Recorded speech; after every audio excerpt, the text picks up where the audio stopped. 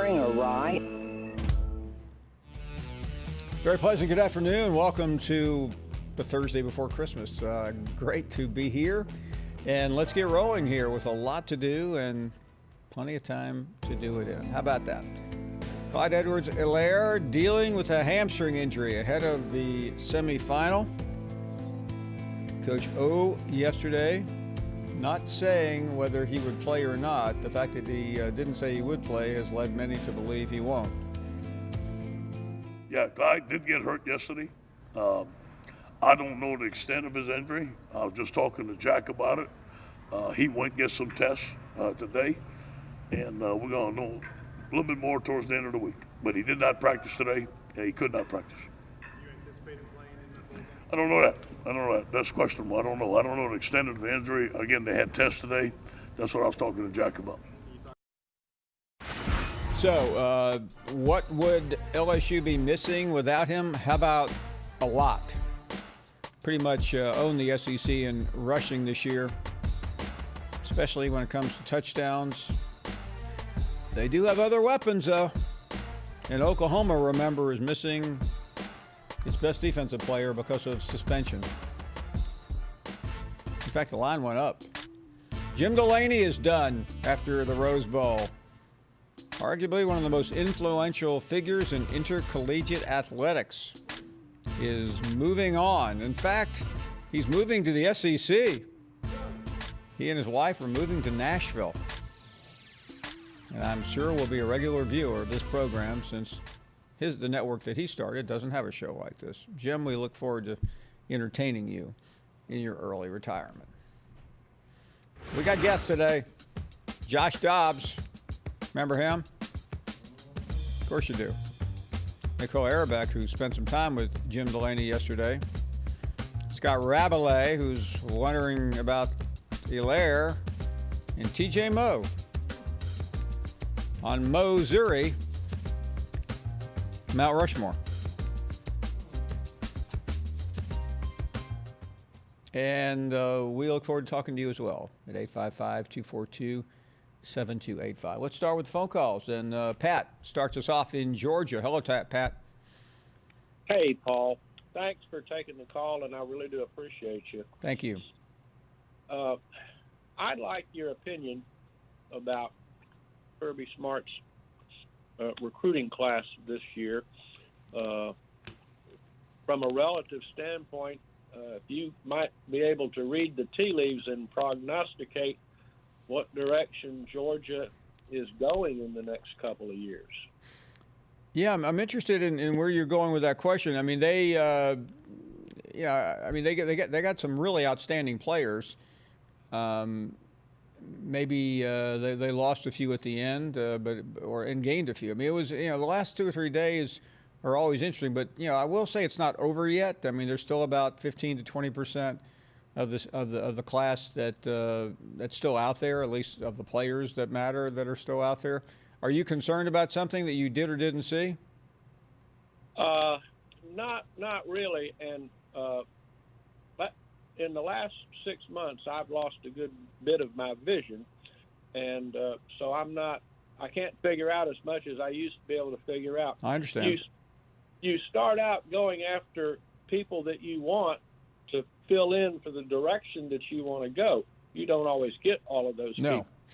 But I was just wondering, how strong. Well, listen, this is not as good, I don't think, as maybe the class 2 years ago when they pretty much owned National Signing Day. I mean, the class that seemed to put everyone on their ears yesterday was Clemson, just in terms of the quality at the very top of the class.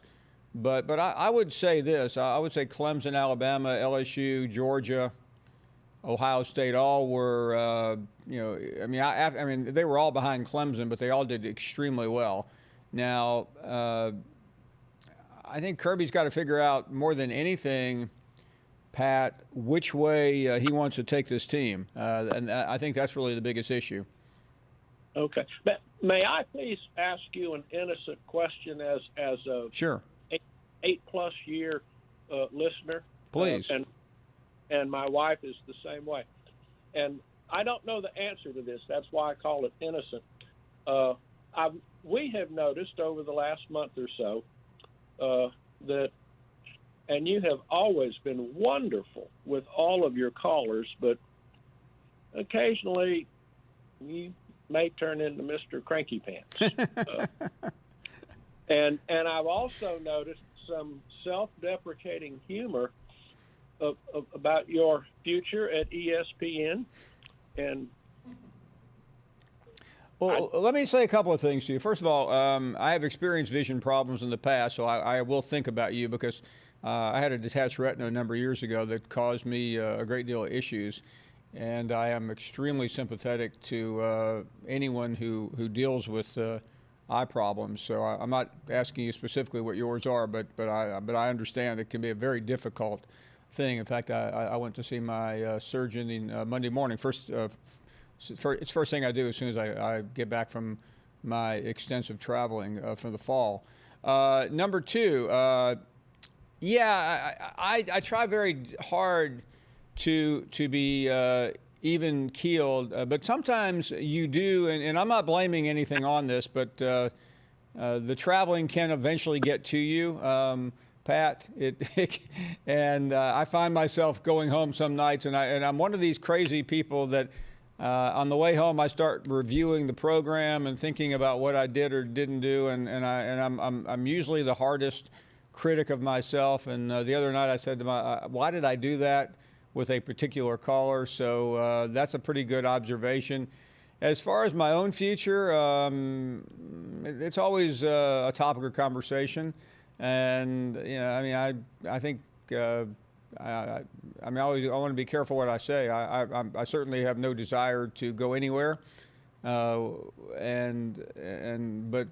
you deal with those things sometimes as they happen.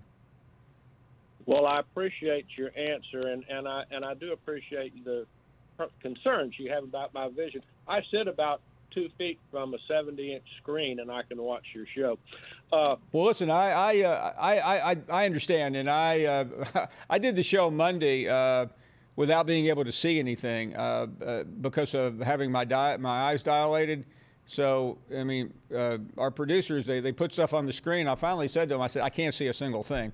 So, and I couldn't see anything till the next day. That's always the thing, and if I ever become really brilliant, I'm going to figure out a way for people like us, when we go see the eye doctor, how are we supposed to go home or get to work when we can't see anything we're doing? Because there's got to be a way to undilate your eyes. Well, I have mine. I have that twice a year at my retina doctor. But your observation of yourself, and it reminds me of the 2 points that the two-star general made on your show a couple of weeks ago. You are obviously very self-aware of yourself, and that's one of the reasons why your show is so good. I love the callers. You have the best informed, knowledgeable interviews of any of the sports shows, and I listen to a lot of them. And we just have a great appreciation. Pat, for you. Thank you for saying that. And listen, one thing I try to be here is honest with the audience, even when it involves me. And I know I may be veering into the self-absorbed realm by even saying that, but I try not to hide anything. I mean, if there's something out there in the media about me, I'm not going to run away from it. And sometimes there is, in terms of where I am and maybe where I'm going. But I get in trouble sometimes with my bosses because I believe in shooting straight, and I think that's the only way I can do it. Well, you are not self-absorbed. You are anything but. Well, you're very self-aware of. Thank you very much. And thanks for taking the call. Well, if you had a wife as smart as I do, you would not be self-absorbed either. So you're very self-aware when it's a contest in your house between you and your dog on who's the smartest. I'm number 3. Let's take a break. Well, at least according to my wife. 855-242-7285. I do eat more than biscuits, though. We'll take a break. Hope you'll come back with us. I've been learning new things every day. I've been, not rushing it, just taking my time, adjusting to things, and life has been good. I'm living my dreams. I'm happy every day.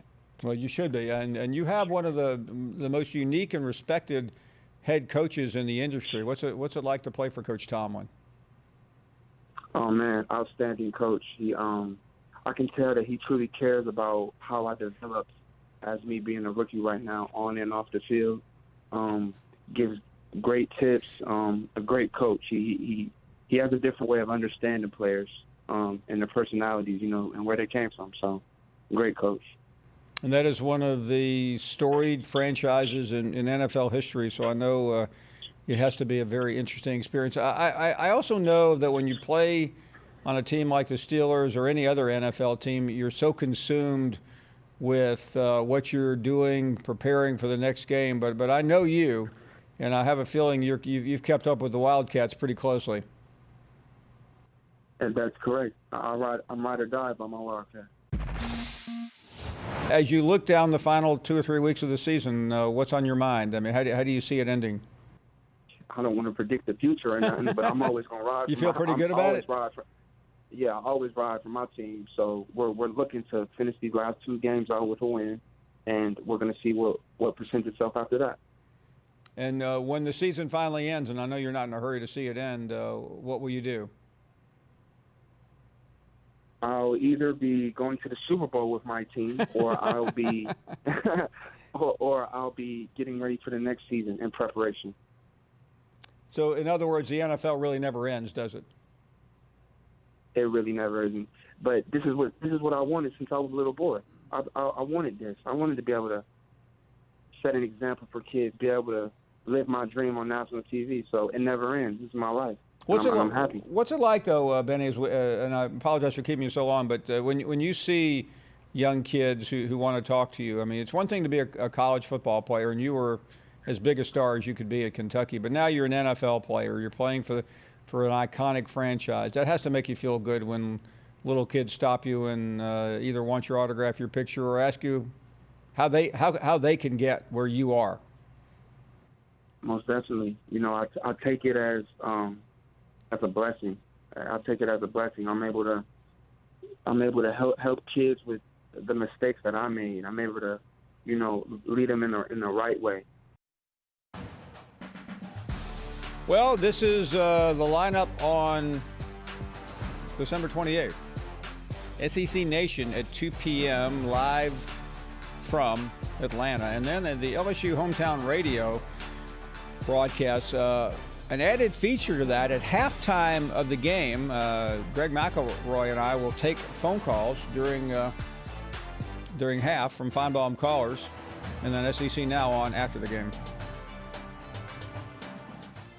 And we welcome you back.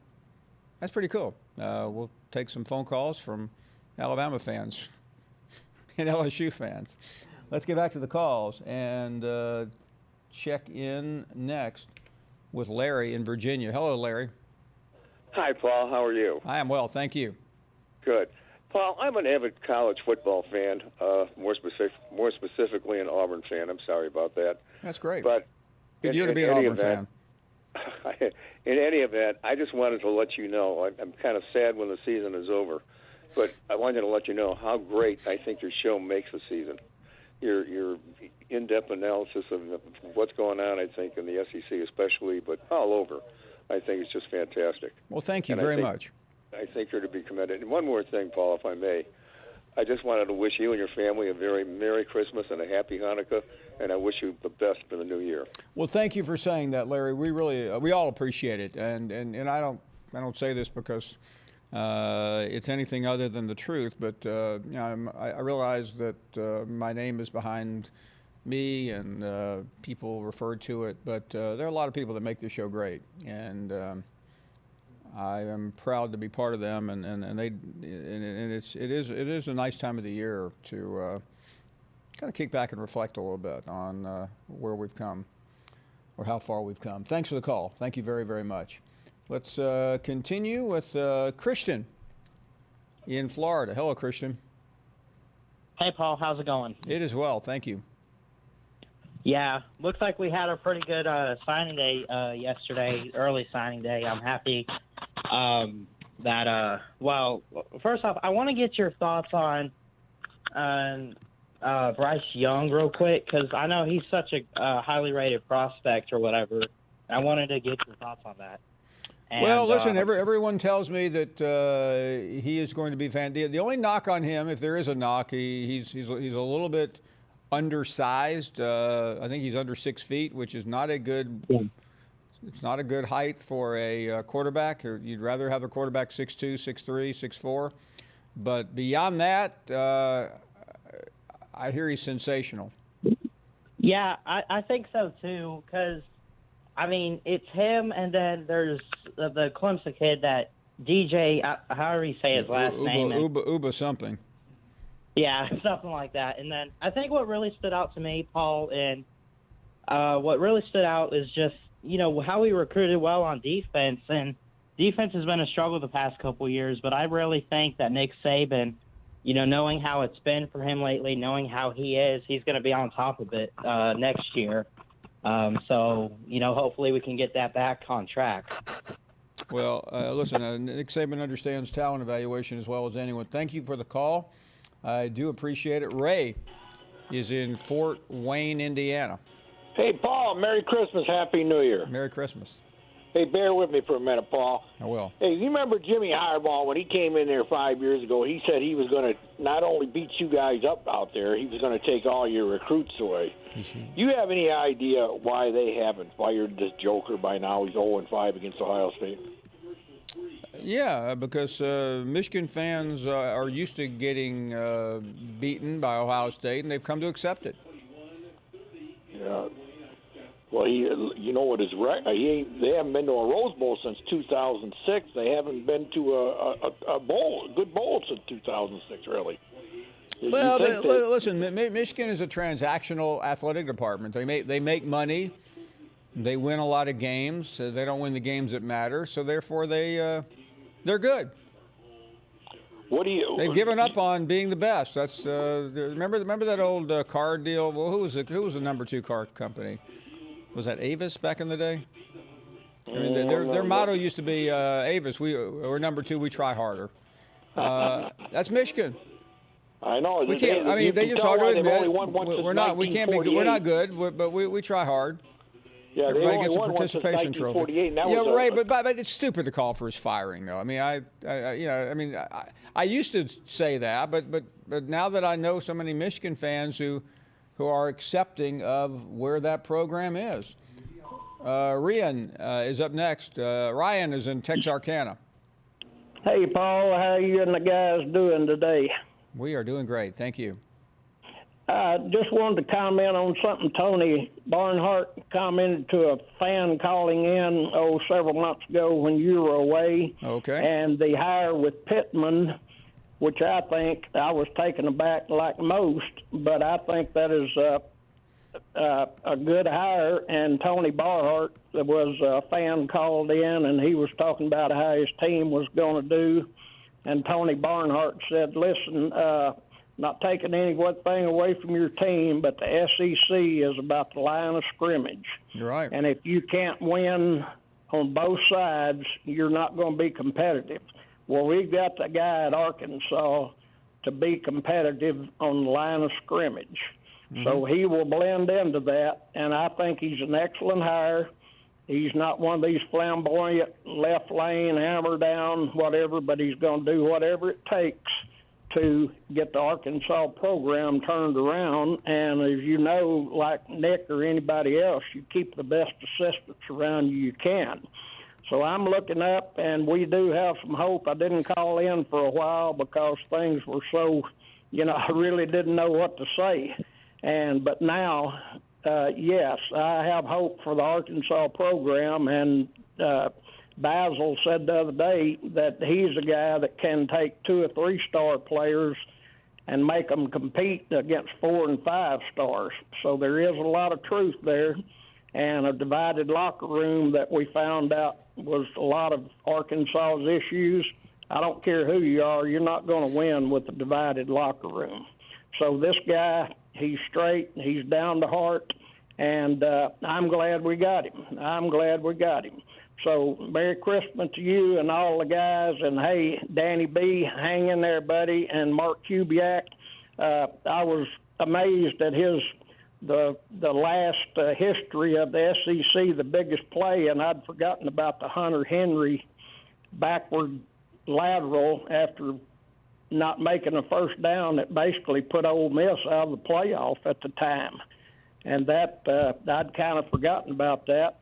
But anyway, just wanted to give you guys a shout out, and keep on doing what you do. And a lot of fans now are realizing, if you don't make the 4-team playoff, your life is not over.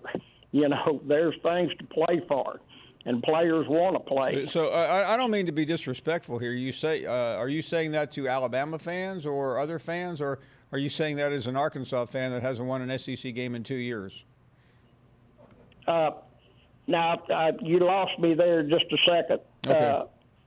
Wait, we're good. I think we got the gist of the call. Thank you for the call. Ken is up next in Florida. Hello, Ken. Yes, Paul, I want to wish you and your staff a Merry Christmas. Y'all do an excellent job. Appreciate it. College football for the SEC. And I want to point out something before I ask you a question and make a comment, that you're not God. You give your opinion, and you're not 100% right, but you're probably 90-something% right. You predicted that Willie Taggart would be fired, and he was, and you made several other predictions that's come true. Now for my questions. What kind of coaching grade do you give Kirby Smart and Dan Mullen? Well, I'd probably give Dan Mullen a better grade because I think he beat the expectations this year. Very few people had him at 10 wins. I think Buddy Martin was one of the few people that I know who projected that Dan Mullen could have a breakout year. Kirby Smart, on paper, looks pretty good, but I just don't like I just didn't like the trajectory of the season. The loss to South Carolina remains unexplainable, and you can blame the LSU loss on injuries, but there was no reason that game was not competitive, and I think Kirby Smart needs to win this bowl game to try to salve some of the wounds of this season. Hey, thank you very much for the call. We are going to head to the break here. More guests to come. A lot of guests in a couple hours, and your phone calls at 855-242-7285. I know today is early signing date, and each year it seems like a little more. This has become the signing date for more and more players. We were very pleased with the players that we were able to attract. I think we have 20 guys that we can talk about. We have several more guys that will either sign later or have already signed but have not released it yet, and we have agreed not to release it for them. So those guys we really, can't talk about. But I think this day represents a lot of hard work from a lot of people. We have a great team here at Alabama, and we have so many people that contribute to, recruiting the university community. Our administration does a fantastic job of welcoming these folks when they're here, spending their time to talk about academics.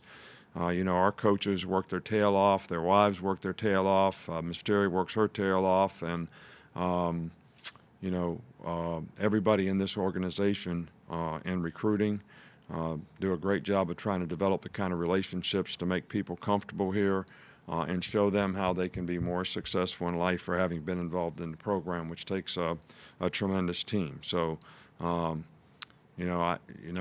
me. I know that all these classes get ranked and rated and all that kind of stuff, and I always say that how they get ranked and rated 3 years from now, is really, the telling tale of, how well this recruiting class really was. And we're pleased. We were able to identify some needs early. I thought we filled those needs. probably the most important thing is I think this is really a character quality group of young men. We don't have guys that have any issues or whatever, and they work really hard and been great teammates for the teams that they played for. So we basically have 20 players that we can talk about and several others, but we do have room to continue to recruit several other players. So we're actually excited about that as well. And you guys got this release of how many guys have this many stars and that many stars, and this is all news to me because that's not really how we recruit guys. We kind of evaluate critical factors at every position and recruit guys that fill what we want to play their position here at Alabama, and we're pleased with the guys that we've been able to attract.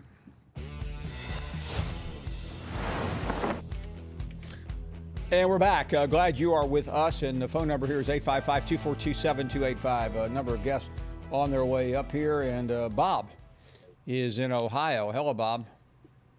Paul, how you doing? This is David Neal's cousin again. I talked to you before. Wonderful. Great to have you on. Hey, gosh darn it, it happened again. It's killing me. The SEC out-recruited the Big Ten again. That's an annual occurrence, isn't it? We're always second. Yeah, it's never going to change, is it? Listen, if you took Ohio State out of the equation, the Big Ten would look like the ACC. Oh, no, I won't say that now. Penn State and Wisconsin do better than that. But, yeah, if they take those three teams out, you would. You're right. There's no doubt. I thought this year, well, we had 10 in the top 40, I think. So that's not bad. I think the SEC had 6 of the top 10. Yeah. Well, thanks for all the kind words about the Big Ten. Apparently you ran out of material. Don is in Mississippi, and you are next up. Don, you there?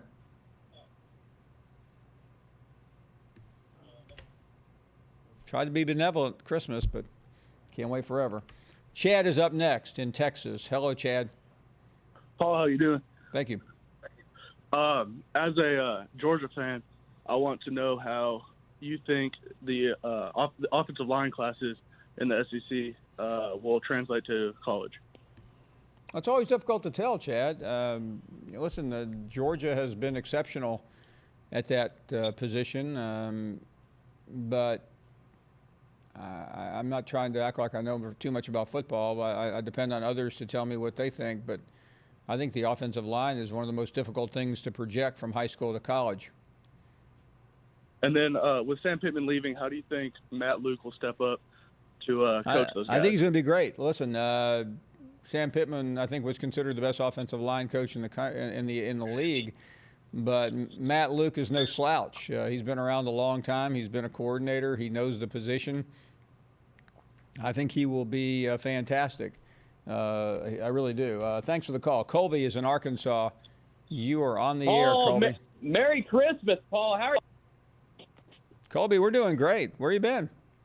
Man, I've just been I'll tell you what I've been doing, Paul. I've just been kind of reflecting on the Sam Pittman hire. Okay. And at first, Paul, I was like, man, who is this Bush's, baked beans guy, And instead, he does look like the guy in the Bush's commercial. You're right. He does. I mean, that guy looked like he either likes baked beans. He also looks like he could eat a baked beans contest. That's right.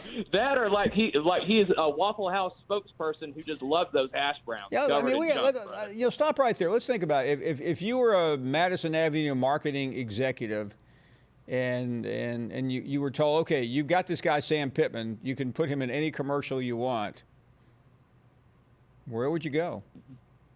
Yeah, I would think like he would be perfect with a fake white beard for kids to sit on his lap at Santa Claus. He would be good. So he'd be good that, for what else would he be good for? Maybe deer hunting equipment. Maybe deer hunting equipment. I'm Sam Pittman. I don't know. When I go deer hunting, I use that kind of smelling salt or salt. Oh, what do you call those things you do? Salt licks. Salt blocks. Salt blocks. I'm sorry. You can tell I've been deer hunting a lot. Maybe he would call it a salt lick. I don't know. I've never heard of that. Maybe he wants some more cowbell. But so Paul, I think it would be good too Mary, for Waffle House commercials. I just want him to eat some hash browns with me sometime. So I don't think that would be difficult. No, I don't think so. So, Paul, I did hear the interview that you had with him. So I do have a couple questions. Were you impressed with yeah, I was. How he conducted himself? Listen, I'm always amazed, impressed when somebody is real and I don't mumble under my breath, this guy's a liar. And if you guys could hear me in the studio sometimes, I occasionally will say that to the guys because I hate people who lie. And coaches, and you and I know when a coach is lying, and Sam Pittman does not lie. He's very authentic. He's real. He looks like your buddy down the street's dad growing up, and the guy you go, he sneaks you some Twinkies under the table. He's the guy who clearly still push mows his lawn. Yeah. Oh, absolutely. He's just a hard working guy. And by the way, he'll come and mow your lawn too if you're busy.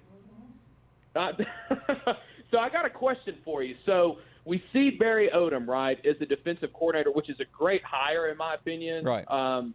But who do you anticipate? Because I mean, really, I'm in Fayetteville. Arkansas fans are on the edge of their seat, dude. Who do you think would be a great fit as an offensive coordinator at Arkansas? And I guess my last question is kind of a twofold. What do you want for Christmas? And do you think Die Hard is a Christmas movie? I do. Well, Die Hard's that's always a debate. Die Hard's a great movie because it takes place on right around Christmas. Sure. It's hard to think of it as not being a Christmas movie. Yeah. I mean, to me, Christmas movie. I mean, everyone has time off at Christmas, and I mean, how many times can you watch Home Alone? That's right. Which is basically a kid's version of Die Hard. Well, yeah. I mean, it's a very violent movie. These two convicts, I mean, get their head bashed in about 30 times. It's almost as violent and getting scissors and cutting your ears off. It's I have been through. I mean, at some point, Die Hard. I mean, around 3, 4, or 5. I can't remember which one it is. It gets ridiculous, but the first 2 or 3 are just spectacular. I agree, and honestly, like 4, 5, 6, stuff like that, it gets ridiculous. It's, to me, kind of like a Dabo Swinney press conference. Well, no, it's not that ridiculous. Yeah. So, but what do you think, offensive coordinator? Dabo Swinney to me is like the 6th version of National Lampoon's Christmas Vacation movie. He's definitely Uncle Eddie for sure. Yeah, I mean, like enough already. Get off my lawn. Get off my lawn, Uncle Eddie. You keep putting all that Rottweiler feces down the drain. You're going to kill everybody just by listening to you. But anyways, who do you think? You're trying to get us to do Christmas movies today. I just want you to have a Merry Christmas movie? I want you to my favorite Christmas movie. That's easy. I would say any Paul Finebaum episode during the Christmas season. Well, yeah. We've done Christmas Eve shows before. We will not do one this year. Yeah, I would say like I'll be at the North Pole wrapping presents. Die Hard is up there because I consider it that. Christmas Vacation, Home Alone, those are all really good. And honestly, I would say the most, most underrated Christmas film I think I've ever seen would be, are you familiar with the singer Chris Brown? Sure. Yeah, it's just this family film called This Christmas. It's really good. Okay. So, but who do you want offensive coordinator, Arkansas, Paul? Right now, name drop somebody. We'll see if it happens. Well, I need to think about the connection. I mean, you just can't get anyone to go into Fayetteville, Arkansas. Sure. Well, we got Eric Musselman. He has no Arkansas connection. You're right. Okay. So I want Chip Long. Okay, I'll see if I can handle that. Colby, thanks for the call. We are up against a break. More of your phone calls when we return. Oh, yeah, the last 2 years we have been pretty doggone good. We're sort of back to where we got to beat Georgia again. Back in the early 90s when I first got here, to win we had to beat Georgia. And we were fortunate enough to do that, and then we found out we got to beat Alabama if you want to win the SEC, and that's still a fact of life right now today. But, yeah, Dan Mullen and this staff, our strength coach, we got a good bunch of guys here running the program. I think we're going to have a big signing day tomorrow, and we're one of those teams that's on the rise. By the way, Paul, I do a little radio podcast. We don't quite have the audience that you have here in Gainesville every Tuesday morning, and we talk about sort of the best teams in the country and the coach of the year and all that kind of stuff. So we're having a lot of fun with that, and we've got about 18 to 20,000 listeners, I hear. So maybe I can be like you someday. We had our coach of the year, Ed Ogeron. He's the only one out of the 5 Power 5 conferences that wasn't supposed to win the championship. You know, you got all the usuals there, Clemson, Oklahoma, Oregon, and Ohio State. But LSU beat Bama this year, so they joined the party for this Final Four. And Joe Burrow's a big reason. And then we also had an assistant coach of the year, Paul. You ever heard of that? No. The Broyles Award guy, Joe Brady. He's pretty good. And Joe Burrow, you know, I think he threw 14 touchdown passes last year. This year he's at 48, I believe, right now. And Joe Brady came in with that offense. They worked on it all spring, and Joe and the receivers and the team worked on it through the summer, and they're still working on it. And I just really admire the attitude that Coach O has instilled in all these guys. They have not had a bad game. And if they can have 2 more big games like they're capable, they certainly can win it all. So really impressed with Joe, his family, and everything LSU has done. I'm impressed with those guys. Well, I don't know what Urban's going to do. Last time I saw him, he and his wife, she said, no way he's coaching again. But that was 4 months ago, it seems like, in August when Florida played Miami down there. And a lot can change in 4 months, as we know. So anyway, he's probably getting bored with the television, and he's probably, I don't know if he'll take another year off or not. He's only, 55 or 6. He's pretty young. But if he does go to Washington, he will bring a general manager with him. I thought I was getting a general manager, and I ended up getting the owner as the general manager. And when they found out I couldn't even pick what quarterback was going to play, I knew my time was up there. So Urban will be a little bit smarter than me. He will know who he's working with and so forth. And if he does go there, I'm sure Dan Snyder will give him a general manager and allow him to run the show. We're back. Glad you were with us. Don't forget, tomorrow Archbishop Marino will make his annual Christmas appearance. He will be late in the program, final hour. Greg is up next. Greg, good afternoon. Hey, good afternoon, Paul. Thanks for taking my call. You know, Die Hard is one of my favorite Christmas movies, and Bill Murray did one too called Scrooge. You ever see that one? That was very good. Yes. Yeah, that was awesome. Bill Murray's a great actor. Yeah, I think he's underappreciated, but he's in some classic comedies, and he also did some other dramatic movies that are lesser known that were really good too. When I watched the press conference that Nick Saban had yesterday, he normally uses a lot of hunting analogies and metaphors to describe his draft class or his signing class. And yesterday, he seemed to be more just happy, and I know he made reference to character, and I think that was probably a reference to departures he had from last year's class, Antonio Alfano and Yabi Anoma. Yeah, guys didn't make it very long. Yeah, and he, I think he was just really pleased with it, and he managed to keep all of his committed guys who signed with him, and flipped a couple, and I think they still have a couple spots left open that they'll pursue in February. And now, of course, though, is the time where we start seeing changes with assistant coaches now that these guys have sent in their letters of intent. And we'll be interested to see if there's any shakeup in Nick's staff. Have you heard of anything yet? No, but I think it's common sense to predict that there will be. Yeah, I think so too. And I know some people have talked about Golding, and I'm kind of on a fence on that right now. But I know Charlie Strong's available, and there's probably some other guys too that he could get. But I think at least yesterday, from his standpoint, he did really well and is satisfied. And as long as he's satisfied with it, I guess that bodes well for the team. So. Yeah, listen. I don't know what I don't know what the coach is supposed to say. Like we always say on signing day. I mean, coaches have different attitudes. I mean, I thought it was interesting to compare Saban's approach to Orgeron. So we had them both here yesterday on the program. Great to have you on. Ansley is in Alabama. Hello, Ansley. Hey, Paul. Following up right there on that question, going back to the Mr. Cranky Pants comment earlier, I thought you handled that very succinctly and truthfully. And it reminded me of yesterday when Saban came on.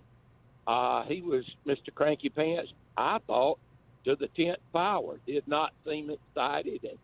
And it was really pointed out by Orgeron's interview or press conference. I thought he did an excellent job, went over every person, what they did, who they were, just sounded excited about it. And Saban, to me, but then I got to thinking after you said what you said to the caller about Cranky Pants, hey, if I had to travel around like that and beg people to come, and I'd probably be Mr. Cranky Pants to the 100th. Yeah, I mean, I heard him say the other day, one of the press conferences, "Hey, I've been gone for 2 weeks recruiting." I mean, that's very difficult to do. Many years ago, Ansley, I spent the day with a recruiter for Alabama, and we started probably 4:30 in the morning, and got back that night close to midnight. We flew all over the country, and that's just one day. Those guys, once the season ends, it's relentless. I realize that's part of it, but it does. Even in a private plane, it is still fairly grueling because it was one of the most amazing experiences I've ever had. Because in the span of about 3 hours, I went with this recruiting coordinator from Alabama, and he had to eat 3 different dinners. And I got him at one point. His name was Tommy Limbaugh. He's a good friend of mine now. And he told me going in, he said, now they're going to serve me deer chili, which I don't like. We were in Tennessee in the hills or somewhere in the middle of nowhere. And so after they served him, he gobbled it up, said, ma'am, that's the best deer chili I've ever had. And they said, would you like some? I said, no, I'm good. I didn't have to eat.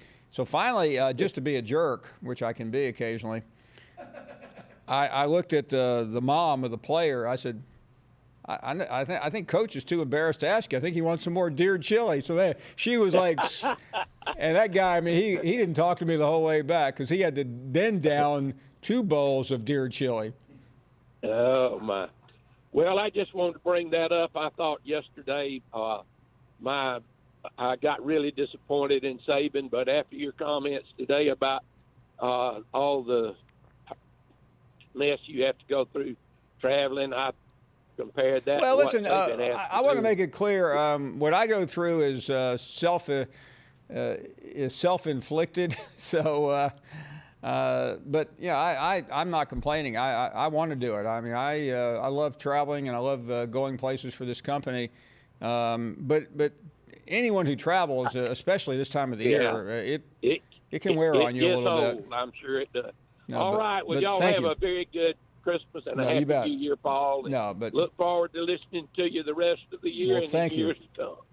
All right. Bye-bye. I would never complain about traveling because frankly nobody wants to hear it. That's why when you run into somebody you haven't seen in a while, how you doing? I'm doing terrible.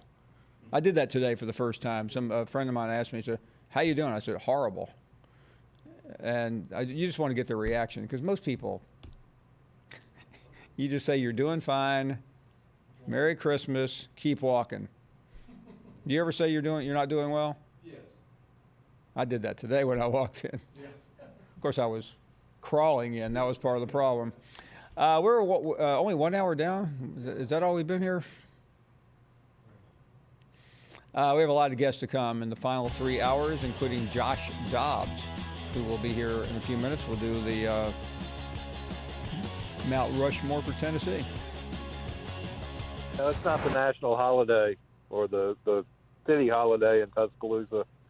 That it has been more from the calendar change than the fact that there are certainly people who are distressed that Alabama may finish number 2 this year in recruiting rather than number 1. But I think when Bryce Young's letter came in and they had the quarterback in the class, I think that there's a feeling they're still they announced 20 signees so far.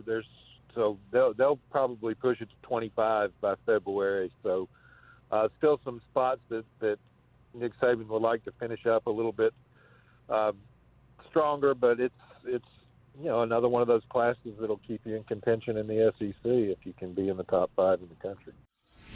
Nobody's distraught, but it's kind of like, well, you sort of broke even. You went to Las Vegas and you broke even. Nobody's celebrating or jumping up and down because it's only number 2. They only I think there's 4, depending on which service, 4 or 5 stars instead of 6, and people grumble. For instance, if Ohio State has a big year, I don't think that bothers Alabama. I think LSU to a degree, just because Alabama's been able over the years to get some really good players from Louisiana, and they've signed a running back from Louisiana who they think is going to be really good this year, and so.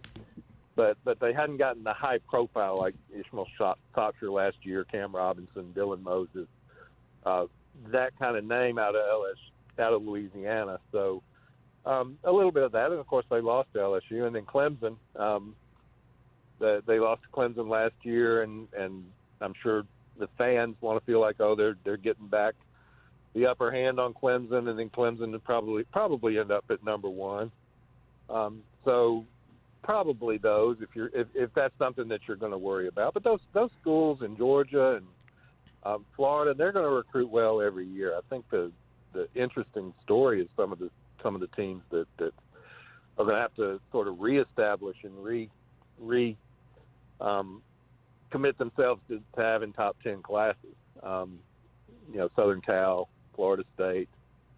You don't see too many instances. In Bryce Young's case, Southern Cal was involved because of geography and because he played at Mater D. But you didn't see Alabama going head-to-head with those schools nearly as much as you did with Clemson, LSU, Georgia this year. Welcome back. We are so glad you're here, and a lot to do on this Thursday afternoon. Let's continue with some more phone calls at 855-242-7285. Still haven't heard anything official out of Baton Rouge on Allaire, but we'll talk to Scott Rabelais in about 2 hours, and I bet he'll know exactly which way that is going. How about Mike in Oklahoma? Hey, Mike. Hey, Paul. What's up? Good to have you on. Yeah. For the 3rd straight year, did you hear where they're saying the winner of the Ohio State Clemson game automatically wins?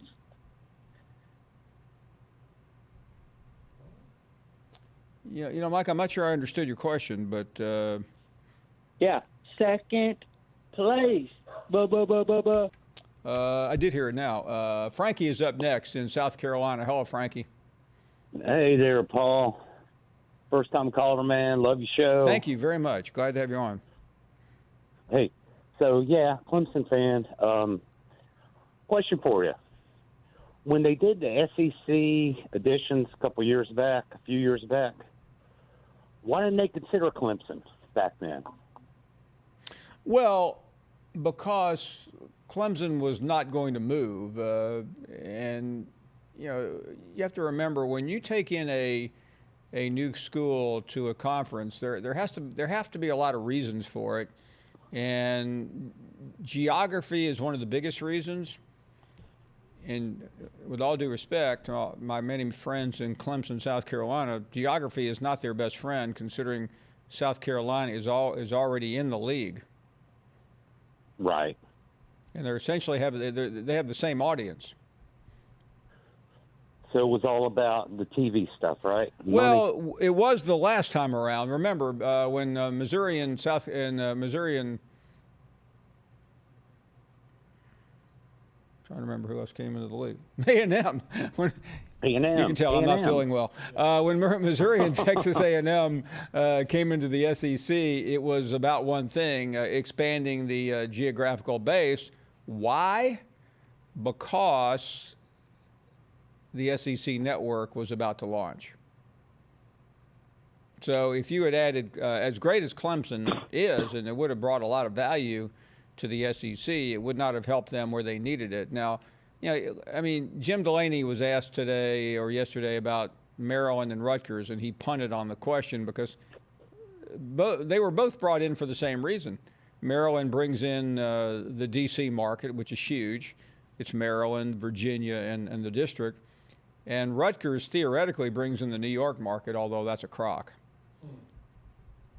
You got that Those right. have been two of the worst additions to any league we've ever seen. I mean, Missouri and A&M have both brought various attributes to the SEC, but Clemson's opportunity probably would have been more at the time South Carolina came in. Yeah, and that's a long time ago, early 90s. It was I think, 1992, right? Yes. Yeah. Well, you know, Seems I mean, like there are yesterday to me. rivals, and they did pretty good at the end. I think they got a couple big dogs there at the end, but, you know, it's like, I don't know. You got to wonder about Muschamp, though, don't you? Well, listen, they had a great day yesterday, but he better win next year, or he has no argument to keep his job. Thank you, Frankie. Good to have you on. Harry is in New Orleans. Harry, how are you? Hey, Paul. Glad I got in to wish you and the staff a Merry Christmas and your family as well. Thank you very much. And a Happy New Year. And, Paul, I heard something interesting the other day, and I wanted to share it with you. One of the big advantages Coach O has, you know, recruiting, particularly in Louisiana, you know, in the 60s and 70s, it was more prominent. But even today, a lot of people in Louisiana still, particularly the grandparents and some of the parents, still speak that Cajun French. And when Coach O goes out to recruit, he speaks that fluent Cajun, Paul. And it goes really? a long way with those families. You know what I mean? Well, yeah, there's no question it does. And listen, you talk about authentic. I've never met or seen or observed a coach who's more authentic to his people than Ed Ogeron. No doubt about that. In fact, you know, I remember when I was younger, President Kennedy, I wondered why all those signs in Louisiana, I didn't realize it then, said Jamais Jacques. Yeah. Even President Kennedy on down realized how important that Cajun vote was. No, there's no, listen, if I ever became a politician, which I would never do, I would study language in my spare time because there's nothing quite like when you go somewhere and can talk the native tongue. And, you know, I mean, listen, you can't be a politician nowadays in Texas if you don't speak Spanish. Absolutely. Well, anyway, Paul. I speak enjoying the show. Southernese. It's That's been a what great gets me week. going. And it's been a great Alabama-ese. week. Looking forward to it. Hey, thanks. Yeah, I mean, every place has a different dialect, and but there's no place like Louisiana. No place when it comes to that. Sean is in Los Angeles, which speaks a few languages as well. How you doing, Paul? We're doing great, thank you. Great, man. I'm ecstatic about being online with you, and I appreciate you taking my call. Thank you very much. Okay, now I was told that I missed the show yesterday, so I didn't get to hear that you were talking about the Clay Helton situation. Yeah, we were talking about how terrible his recruiting was. Yeah, among other things. And you know what I would do today? I would just go in there and fire him and say, "Listen, we were wrong. We don't think you're going to be successful. So we'll either go out and hire Urban Meyer today or have an interim coach, but you're not it anymore." I definitely totally agree, and that had been the sentiments out here, especially with the fan base, the student fan base. But it just baffles me, how in the world did he survive what's going on? And I'm tired of hearing about. Well, here's what happened, and you see this occasionally, Sean. new president, new athletic director. Nobody really knows what to do, and they make stupid decisions. And that has saved many a coach before. And, you know, the problem now, yesterday was so bad for Clay Helton that he is already a lame duck coach. Okay. So SC not only blew yesterday's recruiting, they have virtually no chance for next year's recruiting, because you can't recruit in 2 or 3 weeks. You have to be able to recruit today for next year. Today, not next week, but Nick Saban, Lane Kiffin, Kirby Smart, Jimbo Fisher, they're already looking 2-3 years down the road, but you'll start seeing commitments in the next 2 or 3 weeks or months for next year. That's how advanced this is. Right. And you know what? I knew that things were going to go sideways with the coach as soon as he came out here. And the first thing, I guess, after the Alabama beatdown, when we were in Arlington. Right. And he said, I guess the sentiments were, well, we'd be happy to go to the Rose Bowl or win the Rose Bowl or something like that. And for a coach to come out at SC, that's not my goal. I don't, to me, not first, you're last. I don't care about all the other bowls. No, that's not where we are. The program is much bigger than that, historically and everything. It's like, you're supposed to be amongst the elite of college football year in and year out. And here you are in the hotbed of Los Angeles, in Southern California. Well, the only thing that Clay Helton has going for him right now is Chip Kelly. Because Chip Kelly, I don't think you could try and do a worse job the first 2 years at a new school than he has done at UCLA. And I gave him a chance because I've gotten to know him, and he's a smart guy, but he took that was a terrible marriage, and it probably needs to end. Hey, thank you very much for the call. Ken is in Texas. You're on the air. Go right ahead. Yes, sir. Merry Christmas to you and your family. Thank you. I just want to give you my opinion on Ole Miss hiring Lane Kiffin, also firing Matt Luke. I think they did Matt Luke kind of dirty. I know it's about winning, and that's not what he did, but if you really look at their schedule was pretty hard this year. They had a bunch of freshmen, and Plumlee is going to be really good next couple of years. Yeah. And I called you a few months ago and told you they were a 6-win team this year, and they didn't. But they lost really good games. Listen, that were really close. Ken, I would not have fired Matt Luke either, but I think the end of the Egg Bowl got him fired, and it's just as simple as that. Yeah, I do too. But Lane Kiffin, I believe in the next few years is going to have us at 9-10 wins. Well, I agree with that. But the bottom line is this. Kiffin has brought some energy to the program that it probably didn't have. Hey, thanks for the call. Josh Dobbs will join us in a few minutes. We'll look at Tennessee's Mount Rushmore. And more of your Tennessee has had some moments.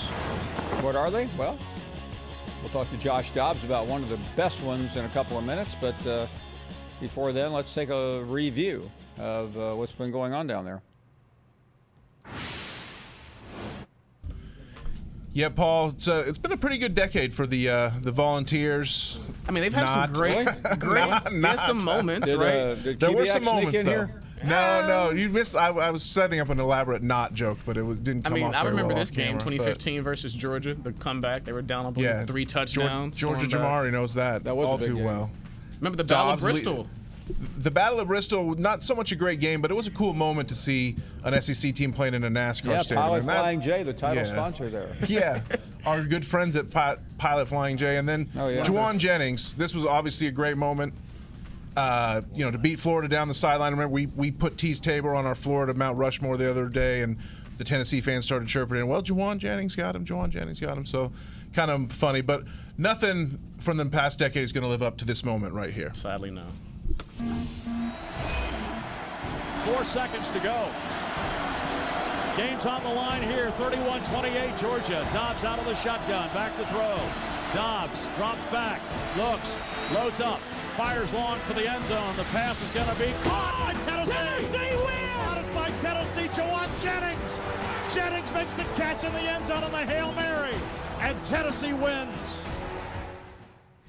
Yeah, Wow, that was. I mean, there have been very few plays like that in anyone's history. Yeah, how does a darn good dog feel about that? The part that gets so lost about that, right, is you never remember the play before the play. So when Georgia answers with a great strike, I think that gets so forgotten about because of it would have gone down as an all-time great Georgia win, right? Jacob Eason. Yeah, exactly. Freshman season. Didn't Georgia almost pull it out in the next play? Or I think they ended up getting. They had good field position on the kick, I think, and it was funny. But the Dobbs nail boot, they christened it. It was pretty quick. It's like everyone came up with that idea all on their own. I think it's pretty cool. We got Josh Dobbs coming up here next. He's actually waiting on the phone.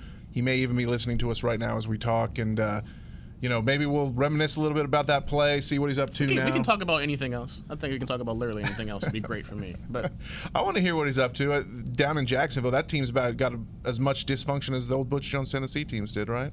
Man, dropping it. Just keeping it real, Paul. We welcome you back, and we mentioned Josh Dobbs during the break, the famous play. And Josh joins us, the former Tennessee quarterback, now in Jacksonville. Josh, first of all, great to have you back on the program, and I hope all is well.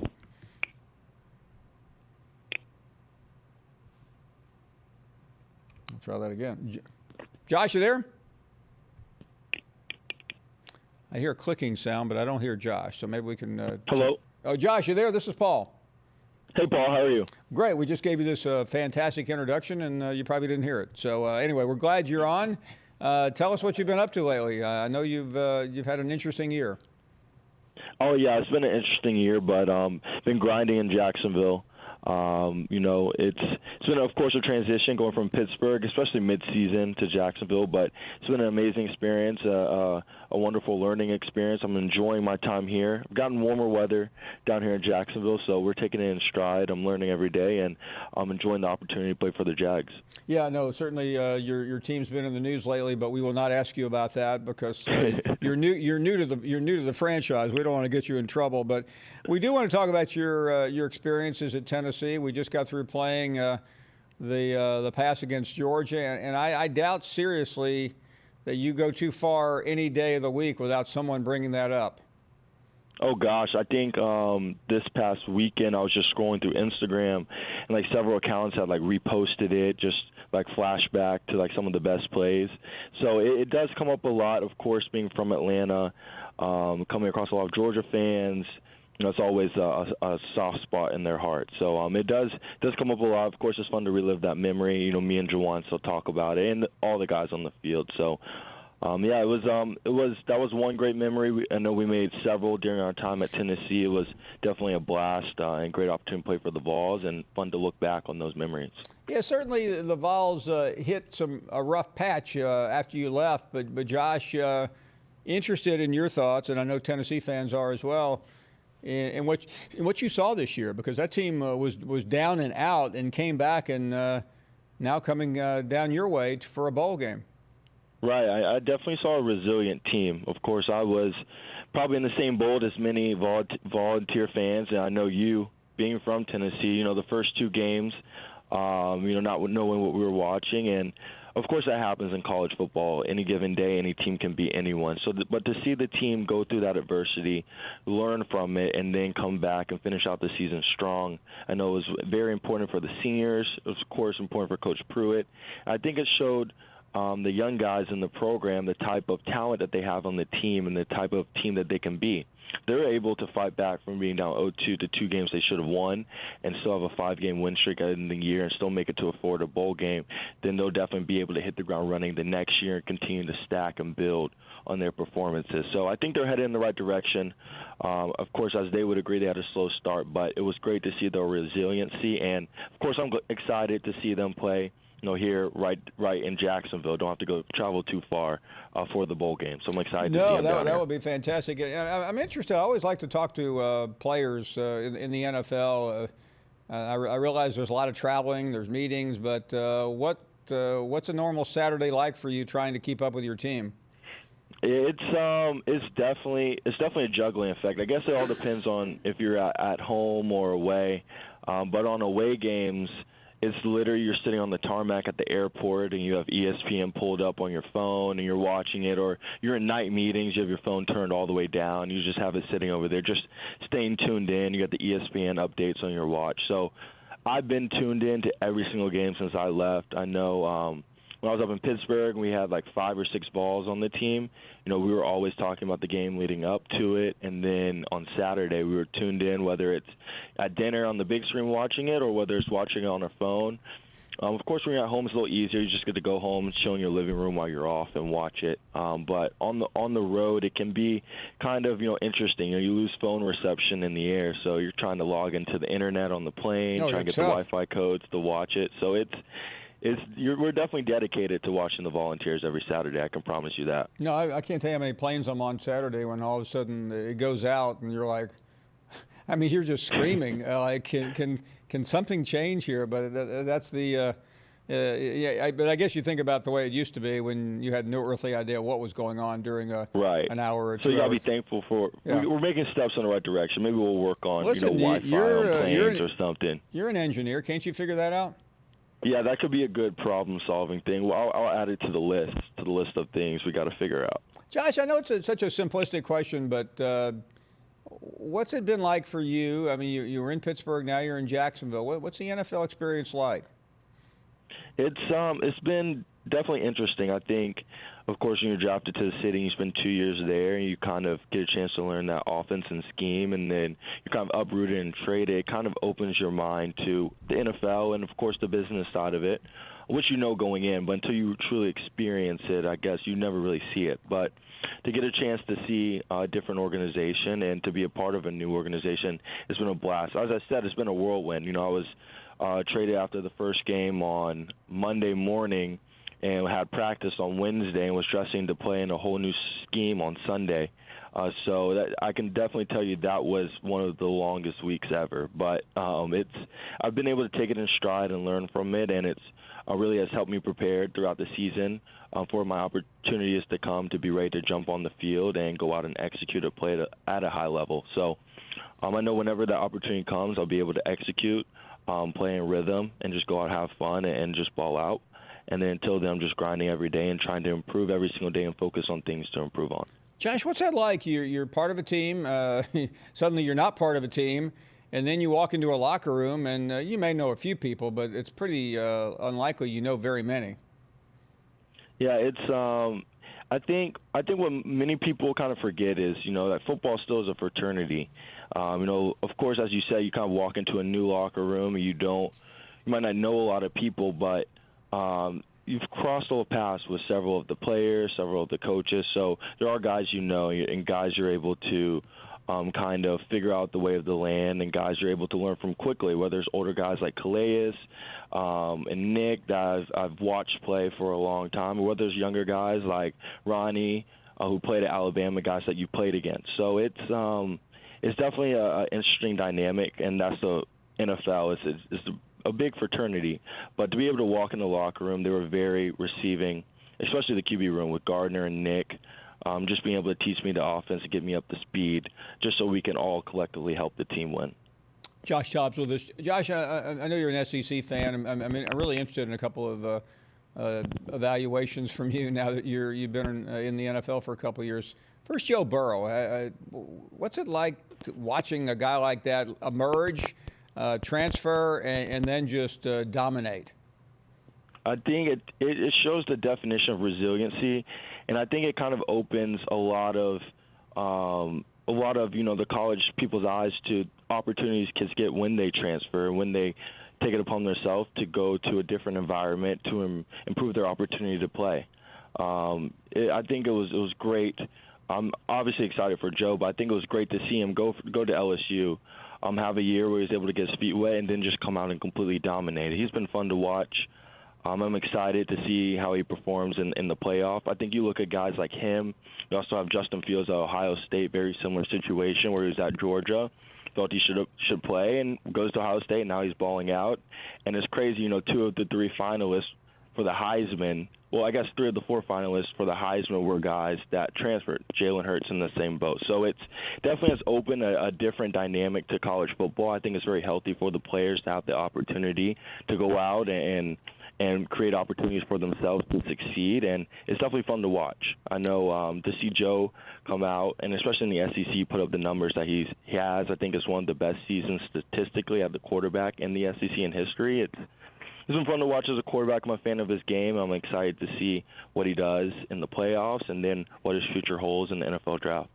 Talking to Josh Dobbs, the former Tennessee quarterback now with the Jaguars. I want to ask you about one more player, Tua Tagovailoa, and I know that as a fellow quarterback, I'm sure you were devastated like we all were when he got injured. But I'm interested in your thoughts on him, because even though he's got a long road to recovery, Josh, the so-called experts, and you've dealt with them before, still look at him as having a really great future ahead.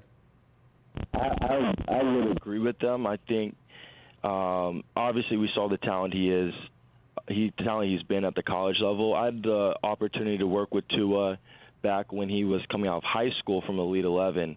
And I remember, just the type of raw prospect he was. And, you got Trent Dilfer telling him how talented he can be.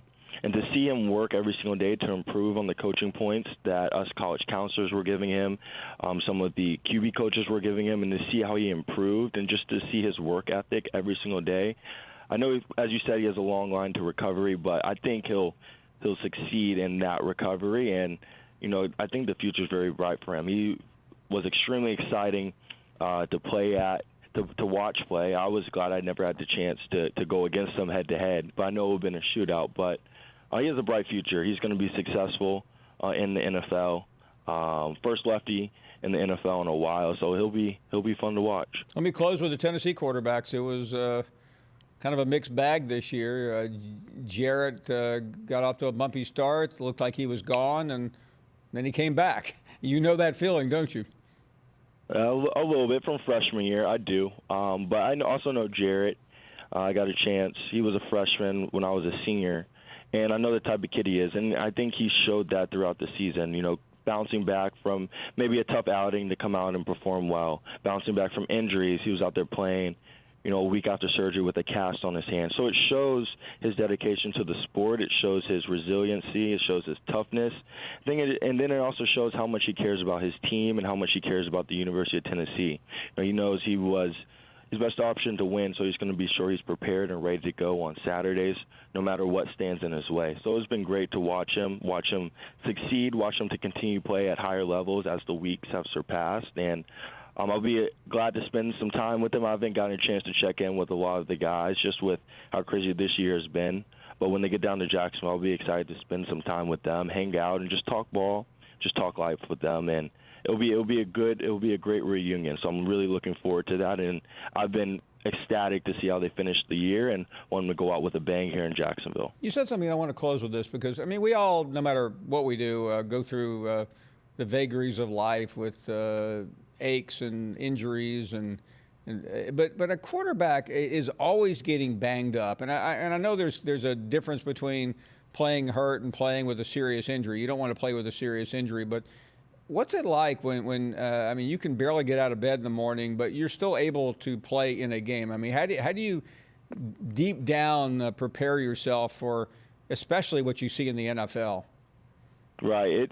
I think you have to put your mind in a different place, honestly. It takes a certain type of mental toughness to understand that you're going to sit in the pocket, look down the barrel, take a shot to the chest, and have to deliver that big throw on third down, stand up and make that same play again, and then go home, take a week off, and then get right back at it, standing in the pocket, taking hits. So the guys are able to do that successfully, and to do it consistently, it definitely takes a certain level of mental toughness, but it's something that we love to do. It's something that we've grown up doing. I've been playing football since I was 5, so it's something that we're built to do, and we enjoy it. We enjoy those aches that you wake up with the day after the game, because it just shows that you've left it all on the line and you competed at the highest level. So it's obviously tough to deal with at the time, but there's a certain beauty in it that we see. What an incredible conversation and what an incredible leader. Josh Dobbs joining us. Josh, all the best. Hope you enjoy the bowl game with your compatriots, and look forward to checking in again soon. I appreciate it. Always great to talk to you, Paul. I hope to talk to you soon. I can't wait. Wow, what of my all-time favorite players, Josh Dobbs, and you can understand why he was so popular and remains popular across the world of college football. We'll take a break, get some reaction to that, your phone calls, all of that next.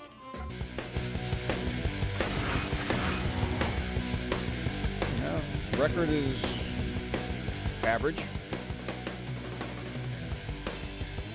Yeah, they could have did a little bit more, probably. Derek Dooley was what you expected Derek Dooley to be. Butch Jones, not bad. Pruitt. I feel like if you asked people, did Butch Jones have a winning record, most people would say no, he had a losing record, but he actually did have a winning record. He had it going there for 2 years. Yeah. That all just fell apart so fast at the end. That's really, the disappointing right? part. He was recruiting well. He had one of the top classes in the country, the number 1 player. And then he got to the mountain, but he never stopped. He just fell right off. A lot of Butch's bricks ended up on our Mount Rushmore. I mean, champions of life, right? Yeah. These are some 5-star hearts that we've got up here, but also great players. Yeah. Mount Rushmore. The Tennessee Mount Rushmore starts with Josh Dobbs, obviously. We just talked to him. He's awesome. Great to catch up with him and see what he's doing, and he had some pretty cool things to say. Derek Barnett, Super Bowl legend. Super Bowl champion, Derek Barnett. Made the play in the Super Bowl. Juwan Jennings maybe doesn't have the numbers, but he, we polled Tennessee fans around the office, and we kept saying, who would you put on this? And every one of them said Juwan. There may have been better, more talented receivers that played, earlier in the decade, but Juwan's just kind of, he's had 2 huge plays. Yeah, he kind of just embodied this Tennessee in the back half of the decade, and then, of course, Cam Sutton to finish off the Mount Rushmore ball. As a Tennessee grad, we just got through talking to Josh Dobbs. Is he probably, you would think, the best Tennessee player of the decade, maybe? Certainly the most impressive. Yeah, I mean, he's one of the. I did a piece on him. I wrote something for some award he was getting about a year and a half ago. And it was amazing just to reflect back on all the things that he accomplished off the field.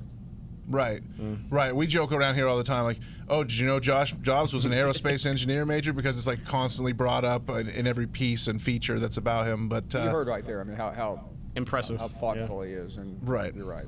I thought his Tua comments were really something that I forgot, that you forget that some of these guys have been in camps with these young quarterbacks, and they were kind of their mentors before they got to college. I thought it was a nice perspective he gave on Tua. Right, the way we sort of think of Tua from this sort of outside fan perspective. He sees him as a member of his brotherhood, fraternity of quarterbacks, and that's cool. And it's cool that he had sort of high hopes for Tua's future. I think most of us all do, but. Yeah. I don't know. What do you think, Tennessee? The next 10 years better than the previous 10 years, Paul? Oh, are you kidding? 5 national championships. Welcome back. Glad you are with us, and let's get some more phone calls going here. How about Tom in Ohio? Hello, Tom. Hi, Paul. Hi there. Thanks for taking my call. Long-time listener and fan, first-time caller. I'm a big Buckeyes fan, and before I say anything more, I'd just like to preface this by saying I have all the respect in the world for Nick Saban and the job that he's done over the years, and I have a lot of respect for you and the job that you do also. Thank you. I missed the first hour of your show, so I really don't know if you showed Saban or if you just had callers talking about him or what. But when I got in the show, you were talking about him being a grumpy pants or whatever, and it seemed like you were kind of making excuses for him about the amount of travel time he has done for recruiting and everything. And I respect that, but I'd just like to point out to Ohio State fans especially and to fans around the country the job that Ryan Day has done. He has lost a week of recruiting time due to the championship game. And plus he's had award ceremonies to go to, the Heisman Trophy and several others. And I've had some time this morning. I was watching some YouTube videos of his press conferences and whatnot. He's had press conferences on the game preparations. He's had press conferences on the recruiting class. He's done podcast show interview, and he always has a smile on his face. He always treats people with the utmost respect, and he's jovial. And I realize he's younger than Nick Saban, and I realize Nick Saban has done what Ryan's done this time Nick has done for many years. So I respect that. But the main reason I called is I just want to point out to Ohio State fans and to fans around the country what a gem they have in Ryan Day at Ohio State, and I hope people appreciate him. Well, Tom, let me quickly say this to you. I wasn't making excuses for Nick Saban. I was just making a point. But I don't know Ryan very well. I've encountered him briefly, but I am a huge fan of his. I think he's one of the best coaches in the country, and I have said that repeatedly. I thought he has really done a spectacular job, and I thought he would, based on what I saw last year in those 3 games. Ohio State has one of the top 3 programs in America right now, and winning a title this year would be fantastic for them. And it's a go-to place. It's really about all the Big Ten has to show in terms of being elite. And I'm not disparaging Wisconsin or Michigan or anyone else, but they are not in the same league as the Buckeyes right now. Nobody is in that part of the country. Yeah. Well, I didn't mean to impugn you by saying you were making excuses for Nick. Listen, if you were listening yesterday, and obviously, I frankly was surprised by Nick Saban's demeanor at that press conference. I didn't think he, when you juxtapose Saban and Ed Orgeron, you wonder a little bit. Saban seemed methodical, nonchalant. That's a press conference where you better sound excited about the 22 or 23 players that you just signed.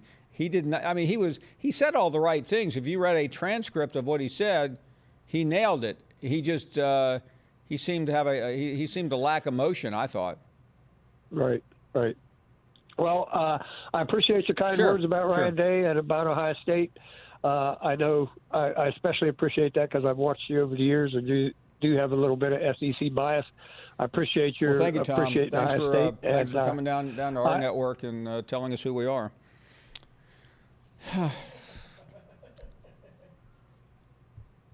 Listen, this program's for everyone, but do we really need somebody to come down here from Ohio and say you have SEC bias when you're making a biased phone call? Listen, if Ohio is so great, stay there. Don't call us. Call their network. Yeah, call the Big Ten network. They'll be more than happy to take your call and interrupt the volleyball game they have on right now. Ben is up next, and nothing against volleyball, by the way. Ben is up next. Hey, Ben. Paul. Merry Christmas from the Plains. Thank you very much. Yes, sir. I have an interesting question. I'm not necessarily looking for direct quotes here, but what's sort of the general consensus amongst the other SEC coaches about Gus Malzahn in general? And then, are they losing any sleep when they're trying to game plan against his offense? No, but maybe they should. I thought Gus Malzahn yesterday had one of the sneaky good recruiting classes I've ever seen. I don't remember anyone outside of that area talking about it, but they had a spectacular haul, considering that down to the final game, nobody was really sure he would even be back. And he gets criticized a lot, but I think the guy is resilient. And what happened at the end of the Alabama game will do more good for Gus Malzahn because he flat out outcoached Nick Saban. Yeah, no doubt, but it's sort of Dr. Jekyll and Hyde here. We get these nice players in, but I think sometimes with the Auburn family, we're frustrated because we fail to develop, particularly at the quarterback position. No doubt. And I think, I don't know, just looking out in the future, do you think Gus Malzahn is still here 3 years from today? Yes, I do, because you would go broke, or you would have gone broke betting against Gus Malzahn. I know that's a cliche that's applicable to many, many things, but 5 years ago, you would have to say Gus Malzahn, outside of a freak play, has virtually no chance against Nick Saban. But 2 years ago, a very confident Gus Malzahn went out and beat Kirby Smart and Nick Saban. And this year, a very loose Gus Malzahn did the same thing. I don't know any other coach in this country, maybe Orgeron is moving into this category after what happened this year, but who really thinks he can beat Nick Saban when they go into the game. But Gus Malzahn is one of those. I agree. It's just it's a weird marriage that we have down here. No, listen, been to Auburn many times, including 3 weeks ago, and I expressed this on the Monday after the game, but I'm staying at the Auburn Conference Center and ran into a couple of fat cats coming back from an event, and I think 3 straight people asked me, so when we lose tomorrow, don't you think we ought to fire Gus Malzahn? I'm like, okay, do whatever you want, but I'm going to my room. Yeah, that's right. Well, Paul, I appreciate you taking my call. Thank you. Wish you guys a Merry Christmas, and thank you. Great to have you on. All right. That was an interesting call, by the way. Let's take a break and having more interesting calls after the break. Right after this. What a great day for the Tigers. I want to thank our coaching staff, thank our support staff, thank everybody that worked so hard. This has been about a 2-year process to sign this great class. We think we're very balanced. We're very pleased with the guys that we have. A lot of them we've been recruiting for about 2 years. Great parents, great character. A couple of things right here. 19 players signed from 11 different states: Louisiana, Georgia, Florida, Texas, Mississippi, Alabama, Virginia, Maryland, Colorado, California, and Washington. 2 quarterbacks, 2 receivers, 2 tight ends, 3 offensive linemen, 4 defensive linemen, 2 outside linebackers, 2 inside linebackers, 1 cornerback, and 1 safety. What a tremendous class. I want to talk about these guys just a little bit. At quarterback for Ponchatoula High School, TJ Finley. As you saw, he was already cleared and practiced already today. Max Johnson, a quarterback from Oconee High School. 2 excellent young quarterbacks, and both are going to be mid-year graduates. We're excited about those guys. At wide receiver, 2 great wide receivers from the state of Louisiana: Keyshawn Butte from New Iberia Westgate High School, and Coy Moore from Kenner and Rummel High School. 2 outstanding players. At tight end, how about this? The National Gatorade Player of the Year. First time a tight end has been the National Gatorade Player of the Year. Overall, tremendous class. We signed 19 guys. I'm glad that we have 6 left. There's obviously some big-time players out there. Now we can look at our board. We can look at specific needs, maybe some transfers, whatever we need. We got a little room to go. Outstanding class. Any questions?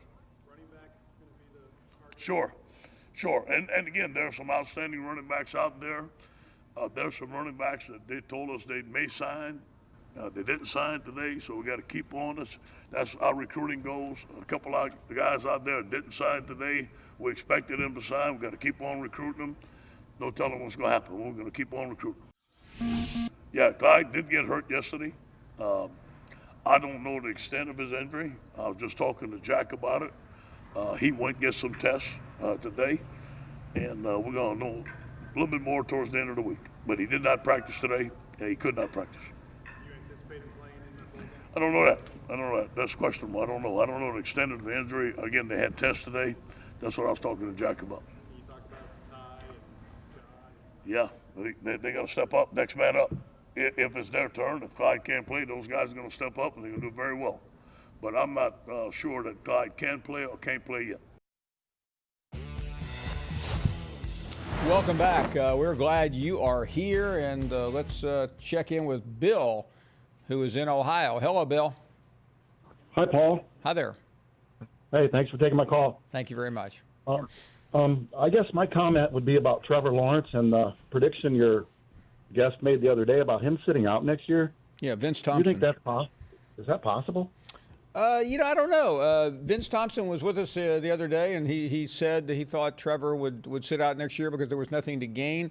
I think the odds increase if he wins the national championship. Let's say that that happens. He's won 2, and coming back to prove what? He's already projected to be the #1 player.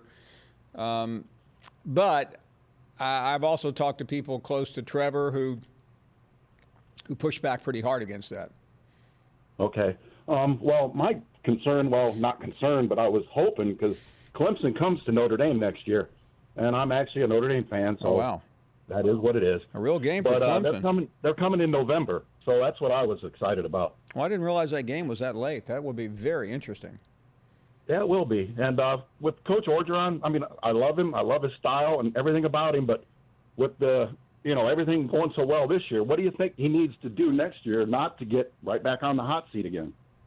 Well, he's not going to be on the hot seat because, no matter what happens from here, he is probably going to get a contract extension. And if he wins a national championship, I would say he's going to be in really good shape. Now, let me also say, we've seen cases in the past where someone has won a national championship and been fired a couple of years later. Larry Coker did that in Miami. Gene Chizik won in 2010 at Auburn and was gone 3 years later. It can happen. I think it's highly unlikely the way he's recruiting, though.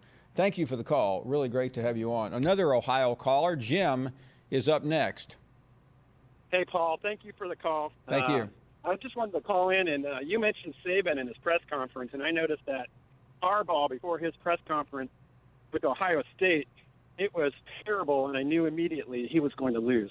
Not that we didn't suspect he was going to lose anyhow, but do you think Bama's going to blow out Michigan?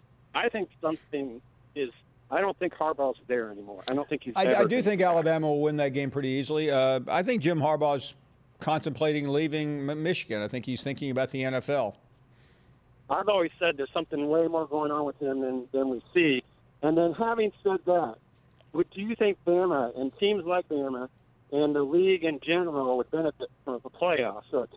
Because unless you're one of the top three undefeated, once you've lost one or two games, your incentive's gone. And I think that affects the players. Well, the bowl season will be fascinating to watch. And I'm not talking about the bowls that start tomorrow where you have teams that are really happy to be in. We had the Charlotte coach in here the other day, and he couldn't wait to get to the Bahamas. But when you start getting the Georgias of the world and the Alabamas or the Michigans, take your whatever side you want, teams that have had really with nothing to prove. Now every coach tries to find an edge. We talked about that yesterday with Bo Bounds.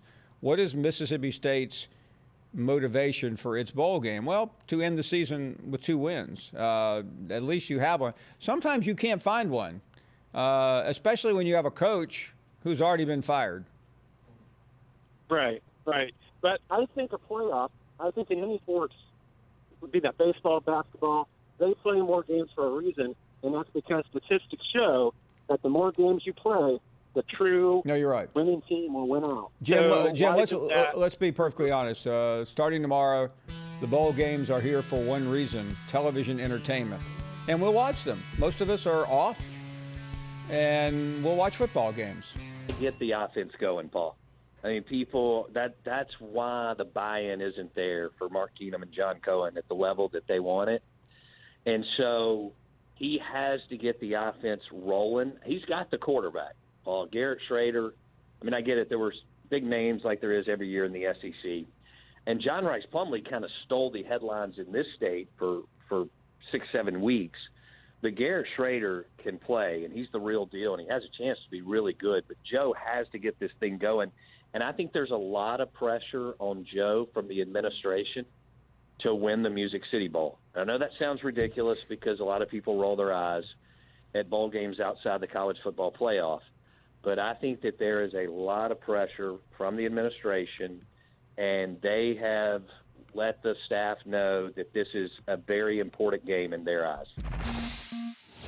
The Egg Bowl was a big win. That was a team that was pretty evenly matched. Ole Miss seemed to be playing better going into the game, maybe had a little more buzz. MSU played well. They did what they needed to do to win a hard-fought. I thought it was a great game, Paul. I'm not sure if you got – I mean, I thought it was – it was amazing. Was incredible. I thought it was a really, really good game. And so I think they want him to build on the Egg Bowl and win the Music City Bowl and show some things on offense. So I think it was a good day for Joe, and it was a good Thanksgiving for Joe, but there's more to be done. Well, it's not going to change as far as his job status, but I think it changes March, April, and May when season tickets hit people, boosters, alums, mailboxes and email addresses, especially club level and suites. So they want the juice. Ole Miss is going to get a bump automatically, as you know, Paul, because anytime you have a new coach, you get that. And then when you have Lane Kiffin, you get it even more. So MSU took a step back season ticket wise this past year for the first time since, I don't know, when Mullen and Byrne and Keenum all joined the stage at the same time in 2009. And so they feel like they need a win and they need some juice going in the off season to make sure that they're not just packed in club level and suites and in between the 30s, but that there's a waiting list like there's been the last decade.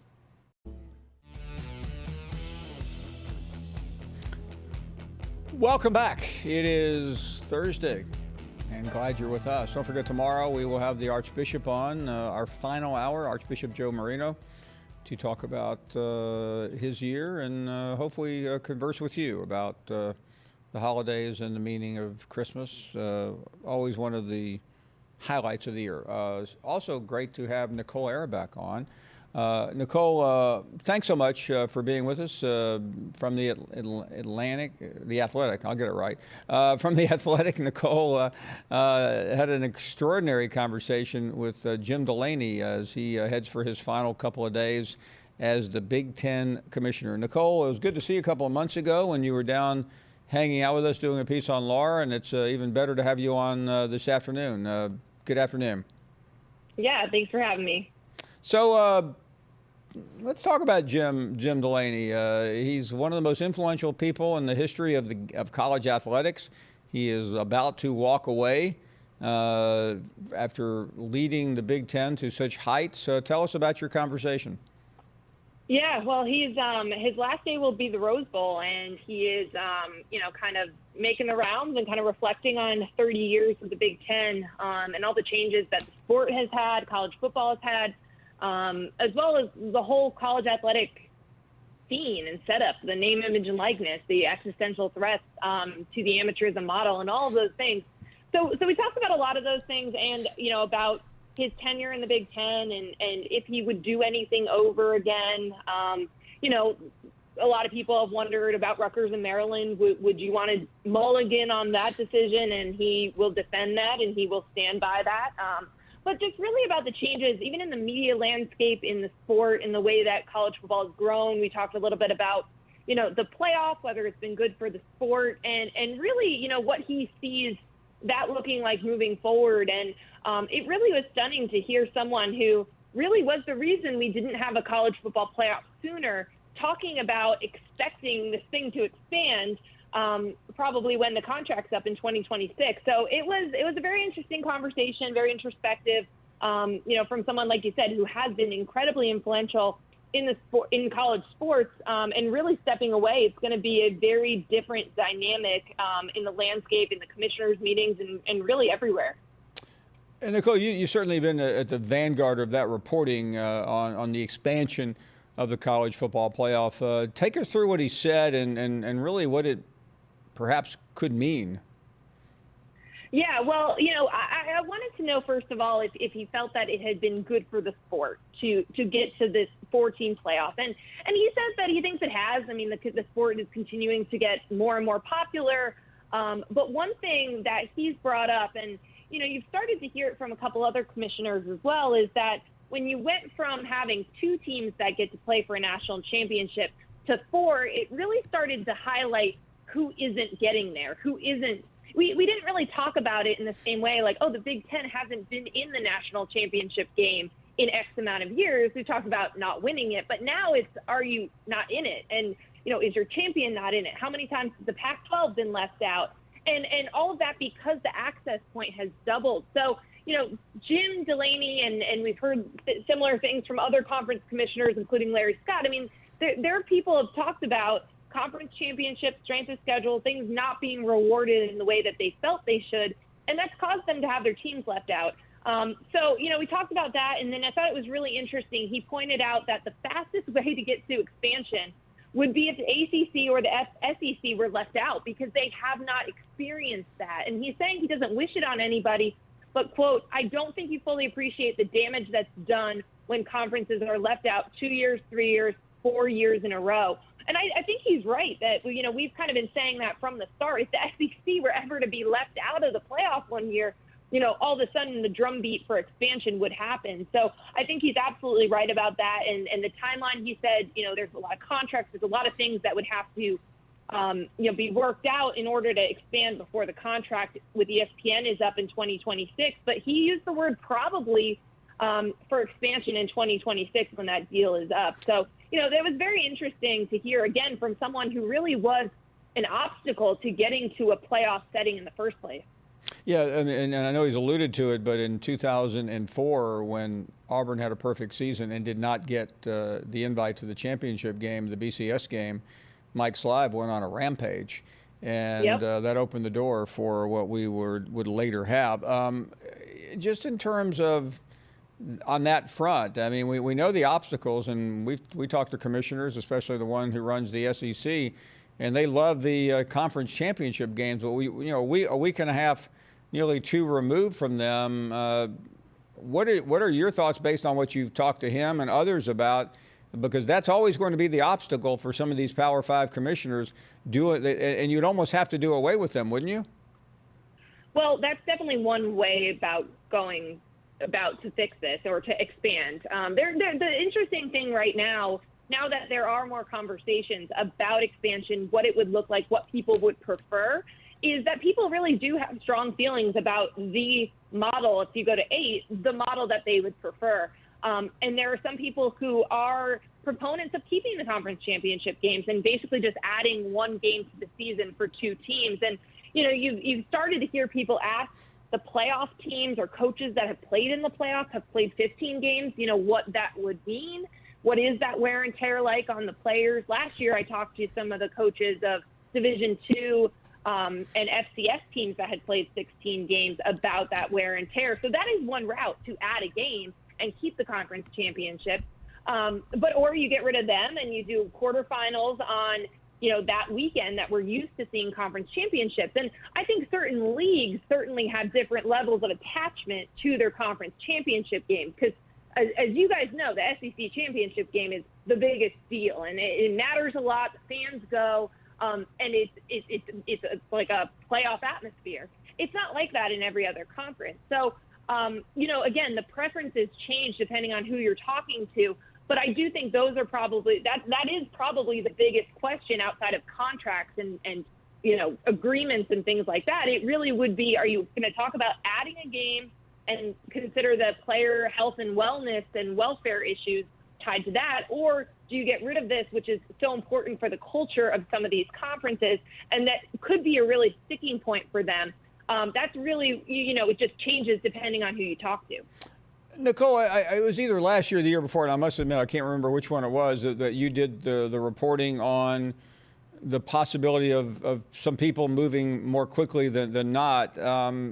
Today, I understand what Jim Delaney has said, but are we any closer to getting to an 18 playoff before this contract ends? Well, as you know, these things move slowly. This is a sport where, even if people agree on things, it still takes time to get to the actual setup and to see like a format proposed and a structure. So no, we're not actually closer, except we are in the point that a year ago, people weren't even talking about this stuff publicly. They weren't even talking about it privately in the right rooms, in the meetings of commissioners, in meetings with people that can actually make change happen. And now that has changed. The conversation, the tone, the feeling of inevitability with certain coaches and athletic directors and commissioners about this has changed. So again, it would still take a lot of people really, really, really wanting this thing to expand, to deal with the contracts, to deal with what we were just talking about, the conference championship game question or the length of the season question, and then to really actually propose what this setup would look like and get enough consensus around it. But, stranger things have happened in sports. If things happen, if certain leagues are left out, or you have maybe too many of one league just dominating a series of years, if the SEC is getting 2 in, 1 year and then back to back the next year, and all these people are missing out on that slice of the pie, you could see more pressure applied. The public, when I reported about this last year, the public went nuts. People would love to see, more teams get in the hunt for this thing. And they would love to see, even if it's a UCF as an 8 seed, give them a chance. If they get crushed by Alabama, they get crushed by Alabama, but it's the point of access that some people want to see. So I don't know if we're any closer, but I do know that the fact that these are open conversations is drastically different than what it was a year ago. And you need to have that point before you can get to the point of proposing models and really examining contracts. You need to be talking about it. So I still think probably the most realistic setup here is when the contract's up in 2026 and you have this time to come up with those proposals, get everyone on board. But the fact that these are open conversations is a significant development, I think. Just it's very different than what it was the first 5 years of this contract. Well, and of course, the same thing going on with name, image, and likeness. I guess the exit question is, does anything move quickly in intercollegiate athletics? I think we know the answer. Yeah, the answer is no. And the only reason that the name, image, and likeness stuff is picking up speed is because of the outside pressure from Congress and from state legislatures. And that is usually how change happens in the NCAA system when people make it. So similar, the playoff is not in the same boat, it's not NCAA run, but it all of a sudden pressure can be applied from outside sources like fans and certain commissioners and certain leagues if they're being left out. That's how things get changed. But otherwise, if there isn't an impetus for change, there isn't an impetus for change. Nicole, thanks. Great to have you on. Always really special. Hope to see you soon. Yes, thanks so much. Happy holidays. Great stuff from Nicole Auerbach from The Athletic. So a year ago, we were all excited. Maybe something was going to happen. A year later, we'll wait to the end of the contract in 2026. That's only 6 years away. Yeah. I can wait. Didn't think anything was going to happen anyway. We'll take a break. More of your phone calls at 855-242-7285. It's been a really last couple of years. Not a bad record for a program that looks like it just came alive this year. Bookends 11 and 19. Championship game appearances, a couple of near misses. Les Miles and Coach O. And they might top it off with one more national championship. Would be a good way to end the decade for sure. LSU kind of feels like they were the dominant team at the SEC at the start of the decade. They went and wandered in the wilderness for a while Saban sort of took over. Team at the end of the decade too, right? They've come full circle and they're back. What do you think? What do you think about LSU, Paul? Give us your honest feelings. I'm pretty bullish on them. You're pretty bullish. I like it. That's good. Well, let's check out the Mount Rushmore then. And this one, a little controversial. Yeah, I lost my train of thought for a second because I knew this was coming up, and I'm pretty. Joey Burrow made it. We knew that. Yeah, yep. I'm a little terrified of the backlash of this one because there's some pretty good people that got left off. Honey Badger has to make it. I think he's probably the most famous LSU player of the decade. You can't have you can't go without a DB. And then we put in Leonard Fournette, who's probably the biggest recruit they've had this decade, you would definitely say. Yeah, some discussion over Fournette versus Darius Geis. I think Fournette definitely a bigger star. Geis, you could say, had a slightly better numbers and then at LSU. I'd go Leonard. Yeah, it was a pretty easy choice, but there was discussion. Devin this White was the tough one, over Eric Reed and Patrick Peterson. Right. The thought was Devin White's probably easily the best linebacker in LSU history. Right. He's their only Butkus Award winner. But if Patrick Peterson sees this, Patrick, don't come after me because I would have put you on there, man. This one's not on me. I was overruled by a majority vote. You know on that the problem one, with this, and I've seen some tweets from some pretty famous players. I'm going to be running into some all-pro guy on the streets in a few weeks, and he won't speak to me because he thinks that that you did him on the Mount Rushmore team. Right. We should clarify. It is, kind of the staff put it together. Decides. We consulted you, but we didn't. Let me you're not to be held you, responsible. You may have consulted me, but I don't remember. I do not recall. You should not be held responsible. Yeah. Well, the show meetings get earlier and earlier. But I can't get here before 2:45. Yeah. Come on. How about Joey Burrow playing his way on there though? The end of the decade, just one of the more remarkable LSU careers. He's going to be. You think he deserves it over Jordan Jefferson? It's tough. I think I have to side with him. I think he does. Yeah. I think the Heisman puts him over the edge on that one. Okay, just want to make sure. So. I think Nick Saban might have put Jordan Jefferson on his personal LSU Mount Rushmore. I think Jordan is his favorite LSU player. Welcome back. Great to have you on board, and we're going to continue with more calls at 855-242-7285. Rabelais will join us shortly. And right now, let's check in with Richard, who is in Texas. Hi, Paul. Thanks for taking my call. Thank you very much. I'm a Tennessee fan, and it looks like they had a pretty good recruiting year. They really did. I see that Rivals has them ranked, the class ranked number 9, and then ESPN says number 18, and I'm trying to understand the two ranking systems and how they're different. Is one better than the other? Listen, I'm supposed to tell you that everything at ESPN is great, but I'm going to tell you that I don't really know that to be true. ESPN bases its rankings off of I think it's ESPN 300. All the other ones have their own systems. I try to do a composite because that way you take some of the biases out. And I'm here to tell you, every recruiting service has a bias. Okay. I'm sure I just made a lot of friends at the ESPN recruiting department. But anyway, hey, thanks for the call. I hate to run, but we have a guest. Scott Rabelais joining us a couple of weeks ago. He followed Jeff Foxworthy. So this will be easier, I suspect. Scott, good afternoon. Oh, I thought you'd have me between Nicole Kidman and Margot Robbie promoting the movie Bombshell. Yeah, it was only Nicole Araback, but Nicole Kidman will be on later to talk about the Tom Cruise years. Can't wait. I ran into Nicole Kidman and Keith Urban about 2 years ago at an event in Nashville, and I was struck how tall she was. That's the only thing I could remember. I thought, wow. And Keith Urban was really friendly. That struck me too. But anyway, none of that has anything to do with this conversation. What has to do with this conversation is very simple. What's the deal? We heard Ogeron last night dodge the question about Allaire. What do you know, if you know anything? We know he's hurt. We know he was carted off from practice Tuesday.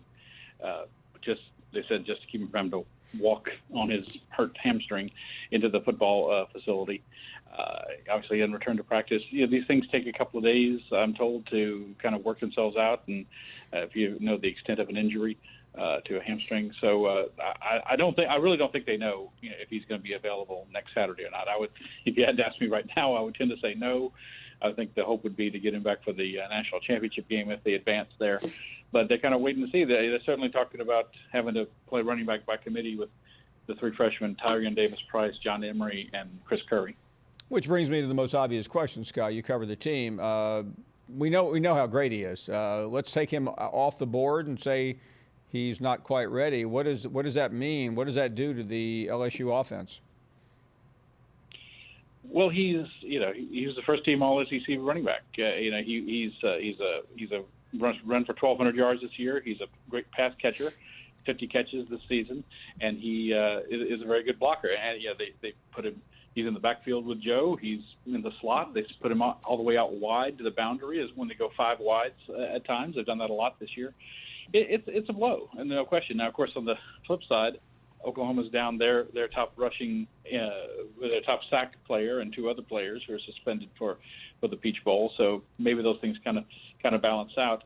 I think if by committee they can kind of fill a lot of the voids, but just having a veteran like Clyde who knows where to go and what to do on every play is very important to this offense. And it would be a blow if he can't play. I think probably the best you could hope for if you're LSU, he can kind of be like DeAndre Swift was in the SEC championship game, that you can use him on a limited basis. But that's going to be the question of the day every day next week in Atlanta, I'm sure. Yeah, I mean, you got to figure out, listen, if we can win without him, let's save him for New Orleans, but that's a risky proposition. But it just, I know what the coaches will say starting upon arrival in the ATL, but Scott, you know the personnel down there, you know what they've done, and you've got a decent observation on Oklahoma like the rest of us. Do you see it being that big of a deal? LSU can based on the battle of attrition that you have with the two teams right now, with Oklahoma's suspensions and Clyde being a huge question mark. LSU is still close to a 2-touchdown favorite. That has not changed very much.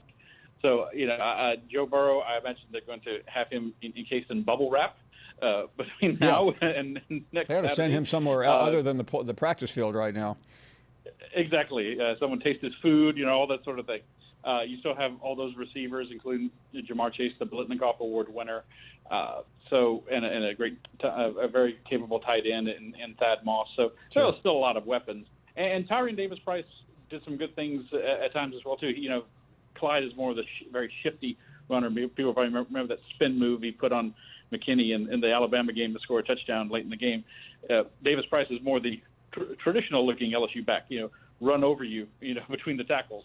So they still got talent, but it's not all wrapped up into one package like it is with Clyde. Yeah, I mean, listen, because LSU was not in very many close games, is it more difficult to gauge his absolute importance? I mean, I know how good he was, well, we all do, but give us your best guess. I mean, if this game were to get close, wouldn't that be where LSU felt his loss the most? So I think that would be the case. I mean, they'd never had a game this year where they had to score late and come from behind. And, you could get in that kind of shootout with Oklahoma, with Jalen Hurts, the quote-unquote, LSU killer from his days at Alabama. Sure. And I think it probably will mean that Joe Burrow probably takes a little more on his shoulders in terms of the running game. Joe, at times, will tuck it and run. I mean, we saw him do that against Alabama this year, for example. But, people may remember he had a long run against Georgia last year, that late in the game it was kind of a highlight, and he rushed for a lot of yards at Texas A&M in that 7 overtime game. So I would think Joe, being Joe, will probably put a little more on his own shoulders with Clyde out, if that's the case. Scott, let's move on to yesterday. Orgeron seemed really upbeat. I know LSU lost a couple of players at the end. Everyone does. But from what you've been able to glean, knowing the in and out of that staff, and also talking to experts and people within the program, what would your evaluation be based on everything you've heard of yesterday on National Signing Day? I think it was a very good day. I mean, if you're in the top 5, you've had a very good day, and it's what you got to do. And you see all these other SEC programs that are ranked in the top 10 in recruiting. They still have 6 spots to fill, and so they're going to have to go out and get a running back, because everyone expects Clyde's going to go pro. And their number 1 target is this Evans kid out of Houston North Shore, who they say may pick a school at the Under Armour game on January 2nd. They want another defensive lineman or 2. They might like another safety or a cornerback or something like that. But so they still got to get a running back. They got 2 quarterbacks, one of them being Max Johnson, Brad Johnson's son, right near Athens in Watkinsville. They got a good tackle in Mark Emerville out of Florida. They got a rush linebacker in Philip Webb, also out of Georgia. So they filled a lot of needs. The striking thing about this LSU class, Paul, given how much talent Louisiana produces every year, that only 5 of LSU's 19 signees were from the state of Louisiana. And they let a couple go as well, a couple of local guys who they had long committed, Major Burns being one of them, and the defensive back. So they're playing that game where they're trying to, opt out of some players to get some better, for the chance to get some better ones. It's a bit of a dangerous game, and playing this game where you're going all over the country. They've had some wins and losses. They lost the receiver out of Washington, Jarrett, to Maryland, and they lost a player to Clemson. So they lost about 3 players yesterday who could have filled some holes, but they're still in position to get some of these highly uncommitted players. And Evans, for example, certainly is one of them. It seemed like for an incredibly long time, the frustration down there was losing important players to Alabama. You know that because of Saban's prowess and his recruiting ability. What were some of those battles like yesterday? It doesn't seem like there was many one-on-one battles with Alabama. It was more like, LSU versus, lost a player to Maryland, which is kind of a strange one. Lost a player to Clemson. Battling with Georgia. Not quite as many one-on-ones with Alabama this year in state. Possibly just because LSU didn't go offering to as many players in state as they usually do. It's not as good a year in Louisiana as it typically is, or it might be next year. Talk a little bit beyond Joe Burrow about the quarterback situation down there. Well, yeah, I mean, after Joe, of course, Miles Brennan looks like the heir apparent, but they have 2 quarterbacks on the roster already with him, and then they have 2 quarterbacks coming in next year. T.J. Finley, one of the kids they signed from Louisiana, from Ponchatoula, and then Max Johnson, who I mentioned. So they've got they're going to create some. It's not going to be an automatic thing for Brennan next year. They're going to create some competition for him, and he's got the experience and has been in this system now for a year with Joe Brady, this Joe Brady Stevens Minger combination. So he's got the advantage, but I don't think anyone's expecting he's going to be Joe Burrow next year, certainly. But Joe, obviously, as everyone saw, improved tremendously from last year to this. So I'm sure they're hoping for some improvements from Miles Brennan. Maybe not as much, but similar vein. Scott, may not be easy to answer, but is there a transfer portal target? The Derek King, the quarterback who left Houston, is someone who has been mentioned a lot. As a kind of a dual threat guy, you think would maybe fit in well with what LSU likes to do. So that's a possibility. I mean, Ed didn't talk about that position specifically yesterday, but he said he did mention with the 6 spots they have left that they would certainly be open to transfers or grad transfers or whatever. Maybe another junior college guy even. I don't think they want a junior college quarterback, but another player like that if it was the right player at the right position. King's the player who decided to quit playing early in the season for Houston, said he wanted to come back next year, and quite frankly, nobody believed him. Yeah, it's an unusual situation, but this is the way of college football these days. Obviously, with these transfer quarterbacks, they go all over the place, and obviously, no one benefited more from that than LSU. Scott, assuming LSU gets out of Atlanta, and we assume they will, how crazy will it be trying to find tickets for LSU fans in New Orleans? I think they held off a little bit. The crowd was a lot more lopsided in Georgia than I originally expected for the SEC championship game. I'm hearing a lot more people. They sold their allotment, only 13,000 tickets for each school, but they sold their allotment for the Peach Bowl. And there are a lot of LSU alums in Atlanta. I think people will turn out for that game. But people are really counting on LSU being right down the road. Paul, as you probably remember, the last 3 times the national championship game has been played in New Orleans, LSU has been in it. So, it just seems kind of. I really don't want to go off on a mystic bench or anything like that, but there does seem to be kind of an aura of destiny around this team. They've swept up all these awards. They mixed this potion with the offense this year, and it just came up. They came up with gold, like this alchemy, and they did bake gold. Look at that. And this thing it kind of makes you think maybe the Clyde situation won't turn out to be as bad as it could be either. But I think there's a huge expectation from everyone here that they're going to be the championship game's going to New Orleans, and LSU will be playing in it. Yeah, and final thing, Scott, I mean, you work for a newspaper that's also very prominent in that part of the state. Online is important. I'm just guessing here. I would imagine LSU football has been good to your employers this fall. We have monetized the Tigers quite well in terms of poster sales and if you're picking up subscriptions and stuff like that. It's Joe Burrow can't make any money off of his name, image, and likeness, but I got to say a lot of media outlets are like us. Well, it's good. Sure. It's good to see the industry that we both have worked so hard in finally catch a break. Scott, enjoy the once in a while. Yeah, everyone. I hope you enjoy Christmas. We will see you in Atlanta. Look forward to talking, and we promise when we invite you next Thursday or Friday, whenever your schedule permits, that you will be a standalone guest. There won't be any former Hollywood star or matinee idol that gets in the way of your limelight.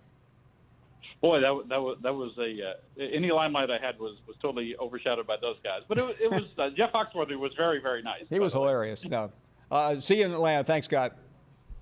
Thank you, Paul. Happy holidays. Thanks. Scott is one of the hardest working guys in the industry, one of the nicest and one of the best. And for those who didn't understand the inside joke, he followed Jeff Foxworthy, who I think may be the guest of the year on this program, only to have Rick, the Nature Boy Flair, follow him, which may be the second best guest or the best guest. I mean, we had an hour and a half in Atlanta that was as good as we've ever had, and it just so happened that Scott was sandwiched in between them and still did his job, by the way. We will take a break. More to come on this Thursday afternoon.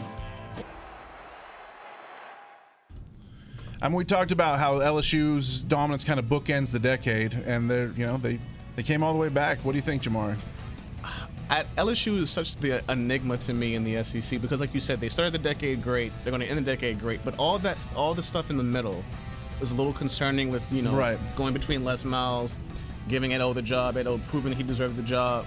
But I mean, to end the year with the Heisman, right? To end the decade with the Heisman, I should say, is pretty great. Yeah, I feel like for a couple years, LSU fans sort of built up a sympathy. They moved a little bit more towards from their position of dominance into a little bit more of a lovable loser category. Now they're sort of back to the top. We still got love for LSU fans, but I'm going to ask. My plea is, let's wear it a little bit better this time. Wear the crown a little bit more graciously, a little more humbly this time around, LSU fans, and not be out there, if you ain't a tiger, you're tiger bait and all that. So a fan base has not handled winning correctly.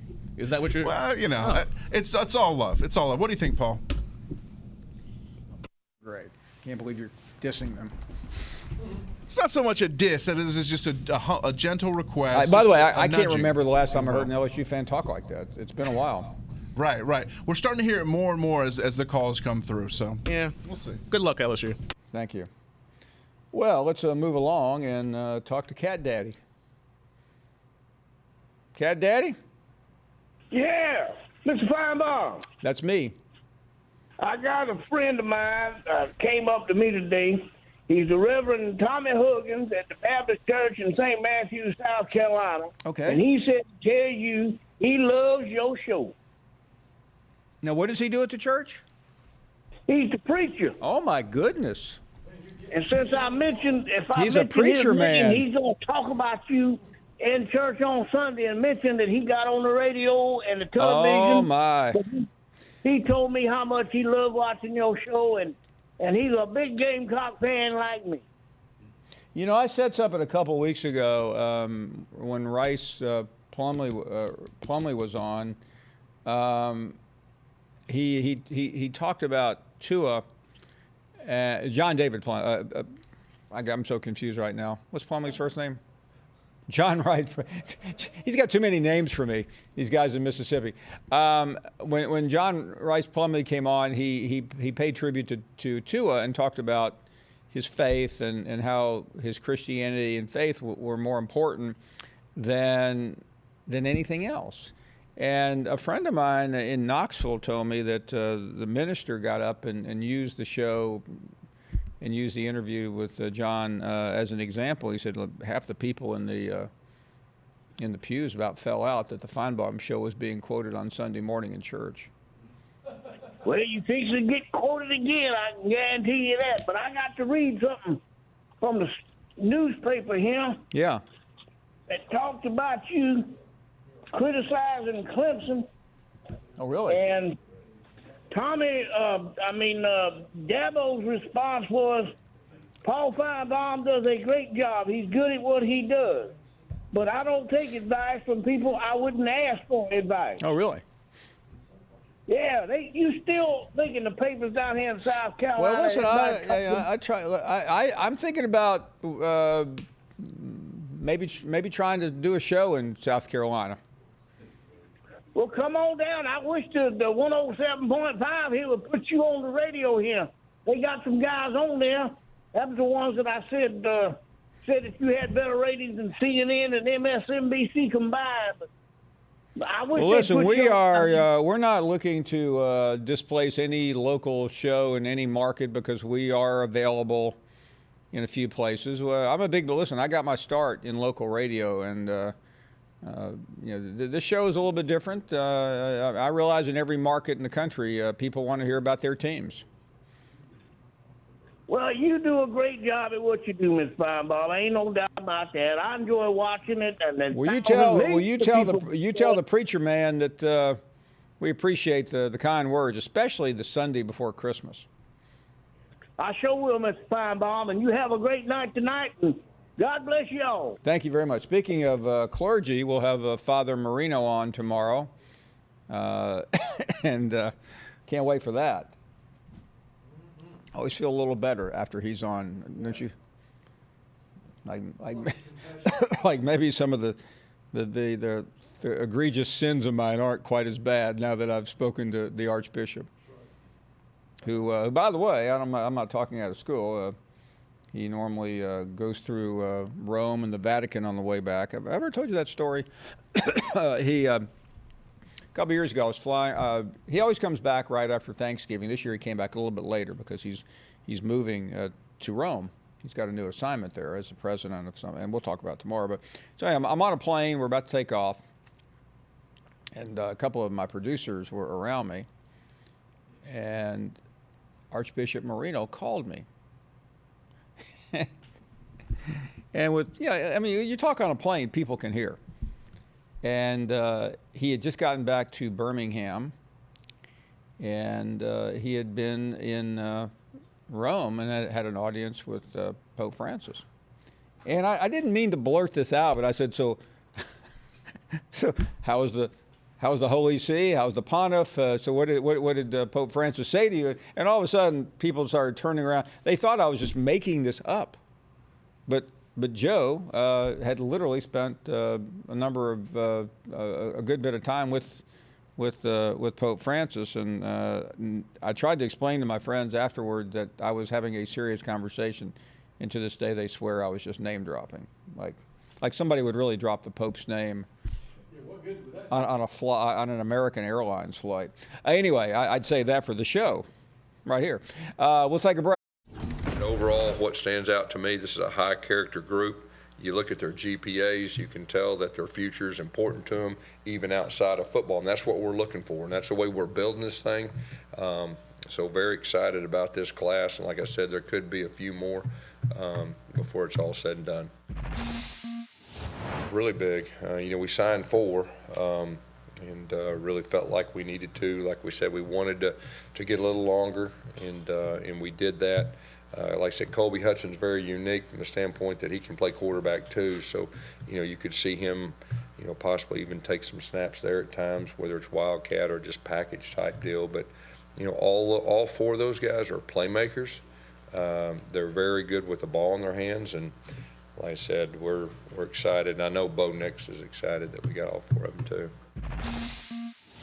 It's real, and it's not just recruits, it's players, current players all around the country. Everything is more magnified than it ever has been. We choose to build this thing with talent, with character, and then, like I said, I think it's important that when you recruit, you're recruiting families too, families that fit the philosophy and fit Auburn. And so, that's what we've done, and this year has been one of our best classes with all that, and I think that'll help in the future too. And like I said, this day in college football, it's different. It's the college football day of the portal, where there's a lot of changes and all that. And so we're trying to, really be specific on what we're looking for as a recruit. I mean, there's other guys that we could have had that probably could have helped the recruiting rankings and all that, but we're very specific, and we're very blessed to get this type of a class, not just from a talent standpoint, but from a character standpoint. We felt like we had to have a few guys that we felt like were ready to play, and that's why we signed the 2 junior college guys when we could also take another grad transfer possibly too if an opportunity presented itself. And then we wanted some guys that could build this thing, and we have the freshmen. We think all 3 are excellent players, and 2 of them are going to get here early, which I think is important, and just kind of building that offensive line depth for the future. You can't have enough depth at the running back position in our league, and you've seen that throughout the years, but we're building this thing the right way. Coach Cadillac is doing a real good job. A lot of those running backs are pretty versatile too. So, there could be times you could see 2 running backs on the field at the same time. I think if we win that, we'll be like the 15th team here to do that. So I feel like that's pretty special to do, to come through here and win 10 games. I know we did it in 2017. I know we won 10-4. So I have one year with 10 wins. How do you feel about the group of running backs you'll be leaving behind? Oh yeah, man, they're going to be special. They added Tank yesterday, and I feel like Tank's going to be real special too. So I feel like they're going to be real good. DJ Williams, he's still going to step up and be him. But I feel like the running back group, they're going to be special. I can't wait to see Mark Anthony Rich come in the spring. How's this season been for him? I mean, obviously he had that surgery before. He's kind of had to sit back. You know, he had to sit back. He hurt his leg in the summer. But, you know, Mark just been asking all type of questions. You know, he wanted his student of the game, and I feel like he kind of remind me of like a little Carry-On. You know, he's real smart, and he want to know the game. And I feel like Mark's going to be real good when the opportunity comes. What's it going to be like, you think, for Cadillac and Gus and Chad trying to split carries between that many towns? It's going to be crazy, but I feel like it's going to be good because, you know, that running back room is special. You know, you got guys like Worm that's still going to be here, Booby Whitlow, and Mark Anthony, all them guys. So it's going to be good. You said you're excited about Tank. Have you just watched his highlights or met him during recruiting? Yeah. I met him during recruiting. I watch him all the time. I follow him on Instagram, and you know I always keep in touch with him. We text, and when he come here, he come hang out with me. So Tank's gonna be special. You know, that's kind of been my role this week, and just kind of, again, just trying to get familiar with the players and let them get familiar with me a little bit. And, you know, I'm in meetings. I'm not obviously running meetings, but I'm in and talking. And Coach allows me to add if I see something, go ahead and add and, you know, add some insight. So that's been really good. And obviously knowing Auburn and being here, you know, several times before and different stops. You know, I'm really excited about being a part of the Auburn family, and you know the toughness and just the you know the drive of Auburn football, one of the top programs in the country year in and year out, and that's really excites me.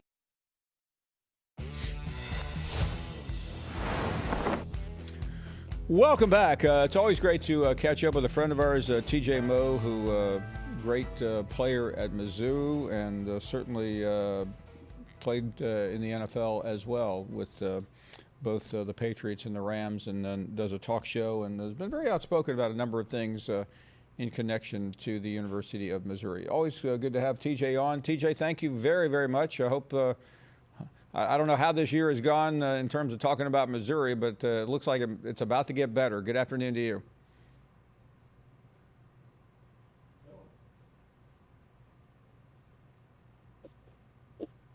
TJ, are you there? We've seemed to be having a problem today, but good afternoon.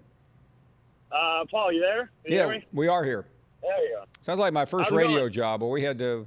Are you there? Yeah, I'm here. Are you there? No, I'm not here. Yeah. Anyway, we hear you. Thank you for being on. Yeah, man, thanks for having me. You mentioned it was been a up and down year for Missouri, certainly more downs than ups. That ended up with a head coaching replacement and a 10-player recruiting class, but we're still here. Well, let's talk about recruiting first, because I know it's not easy when the coach barely has landed, but what can you tell from what they got and what's left to get? Yeah, so they're in a bit of a pickle here, because whenever it's like Missouri fans have sort of forgotten, and geez, I mean, the last time Missouri had to scramble to get a recruiting class, I was 10 years old. That was when Gary Pinkel was first coming on, because they really didn't have to scramble after they transitioned from Pinkel, who had been there for 15, 16 years, to Barry Odom, because he was the defensive coordinator. There was a lot of continuity, and they just stuck with it. A lot of the kids they had been recruiting already felt comfortable and just stuck with it. So it wasn't really a scrambling class. This one's unique because they went and got a guy from Appalachian State who you're not going to pull the kids from Appalachian State to come play in the SEC, the kids that are committed there. So he wasn't bringing his kids, and then he got here to a class that only had 16 kids committed to begin with. There's as anybody who's followed the mess with Missouri and the NCAA, there is a forced scholarship sanction this year, so they're going to have to cut the class short to begin with. And then they had a bunch of kids decommit because they didn't sign up for this coach in the first place. So you ended up with 10 kids, most of which were Missouri kids that just wanted to come to Missouri. For instance, Jeremy Macklin, a former All-American at Missouri, first-round pick, a guy who played for a long time. His cousin goes to same high school. He always dreamed of going to Missouri, so he stuck with it. But you actually ended up with two kids who were committed to Missouri that flipped on signing day and followed Barry Odom to Arkansas. So wow, this is kind of one of those classes that you write off and say it's the cost of doing business, and you hope Eli Drinkwitz is the answer. Let me ask you this, TJ, because we haven't talked to you since Barry was let go, but what pushed that over the top?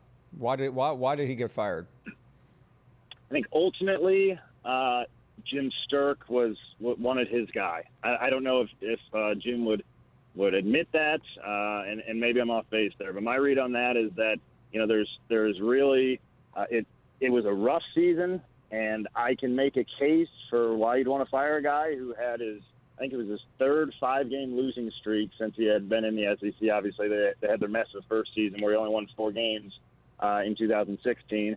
In 2017, they started out 1-5, and then that's when his seat sort of heated up. And then this year, you started out 5-1 and lost 5 straight, including, you lost to Wyoming as a 20-point favorite on the road. You lost to Vanderbilt as a 20-point favorite on the road. And you lost to Kentucky as a double-digit favorite. So one of the things that Jim Sterk kept saying over and over, Jim Sterk, of course, the athletic director, was that, we had so much momentum and it's just not going in the right direction. I could make a strong argument for a lot of reasons why things were happening and why things were actually coming along. For instance, one of them is that Barry Odom is a defensive coordinator, a really, really good defensive coordinator that if you go look at his time at Memphis, when he took over, he went from his first year in scoring defense, they were in the 80s or 90s. Then he went down to the 40s. And by his last year, they were the 11th ranked scoring defense in America.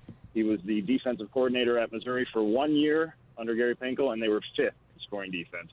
So the defense, obviously his specialty, had not been there since he had become head coach, and that raised a lot of questions. Well, this year, prior to the Tennessee game, of which they had both of their starting corners out, and they just got torched by Juwan Jennings and Marquez Callaway and the whole crew. They got drilled, so their ranking went way down. But Missouri was ranked 4th in pass defense this year with 2 of the better safeties that they've had in probably the last decade or two. And it's a group that was finally coming around defensively. Now, the offense obviously was non-existent this year, and they were going to have to figure out what to do with the offensive coordinator. But defensively, the piece of strength that you hired him for in the first place finally came around. I think they ended up 14th in total defense and 17th in scoring defense this year with a bunch of injuries. Cale Garrett, their starting middle linebacker, was probably on pace to be the SEC Defensive Player of the Year before he tore his pec. He was out for most of the year. The defense continued to be dominant. And so I could make a really, really strong case for why he should still be there. I'm a Barry Odom guy, always have been. But I think ultimately it came down to if Jim Sterk had hired him in the first place, he'd still be here. Since he didn't, he ended up going with his own guy. TJ, I can understand an AD wanting to make a change. I can also understand if you're going to make a change, you probably are going to be pretty well prepared and set on where you're going next. From a distance, I don't live in Missouri. It didn't seem like that was the course that Jim Sterk followed, or if he did, it didn't work out very well. Yeah, no, that is a great observation from afar. I think a lot of reporting around what happened. It's a very convoluted process, and you would like to go in and have a guy identified. This is sort of the point of search firms, right? You can reach out to somebody without reaching out to them, and that way you kind of garner interest. Say, yeah, they'll come basically for this amount of money. It's more or less a done deal before you ever fire your coach, and then you go from there, get your guy hired, and everything's cut and dry. This certainly was not like that, and it really turned into a spectacle. It obviously was not Tennessee 2017 level spectacle with Greg Schiano and such, where it became a national circus, but it really wasn't great optically. And I know Missouri's not nearly the caliber program nationally that Tennessee is, so it just wouldn't get that type of interest. But there was a list of 3 guys. So this leaked out, and I know. You go into like a board of curators is what Missouri has. Different schools have different parts. So Missouri's board of curators have to approve every contract that comes in. And so if Missouri's going to hire a new football coach, the athletic director basically has to run it by them first and say, hey, I got your A-OK on this, right? I can go hire this guy and you'll sign off on a contract. So it was reported that Jim Sterk brought them 3 names: Blake Anderson from Arkansas State, who's more or less a perennial 7-game winner. Jeff Monken, who would have had to change his entire offense if he tried to come play in the SEC, and then Skip Holtz. So everybody's looking around, and the curators actually leaked to the media. I don't know which one it was or who it was, but basically said, these are the three guys, and we told him it wasn't good enough, which puts Jim Sterk in a really rough spot. I actually feel for him there because, it's you're tasked with going to find a coach, and then they cut your legs out. So it was a little bit of a tug of war there so far as power. So what that left them in a place was doing was starting over and going to find a guy and saying, this guys weren't big enough names for the curators, and I've got to go take a risk, which actually is the reason that Missouri had to pay Eli Drinkwitz so much money. They paid a head coach who has 1 year experience, who took a program that had 41 games in the prior 4 years, Appalachian State, won 12, had 2 big wins against Power 5 teams. First Sun Belt team never do that. There's a nice resume, but it's 1 year, and you have to pay the guy $4 million. The other thing is this. Missouri historically has never given big buyouts. And so the way they do it is they say, look, your base salary is $450,000, and then we pay you the rest of your $3 million or whatever it is through apparel deals or, media engagements or whatever that is, and we piece it all together. Well, because they structure it that way, that means the buyout is only the guaranteed salary times the number of years remaining. So buyout was only $2.85 million.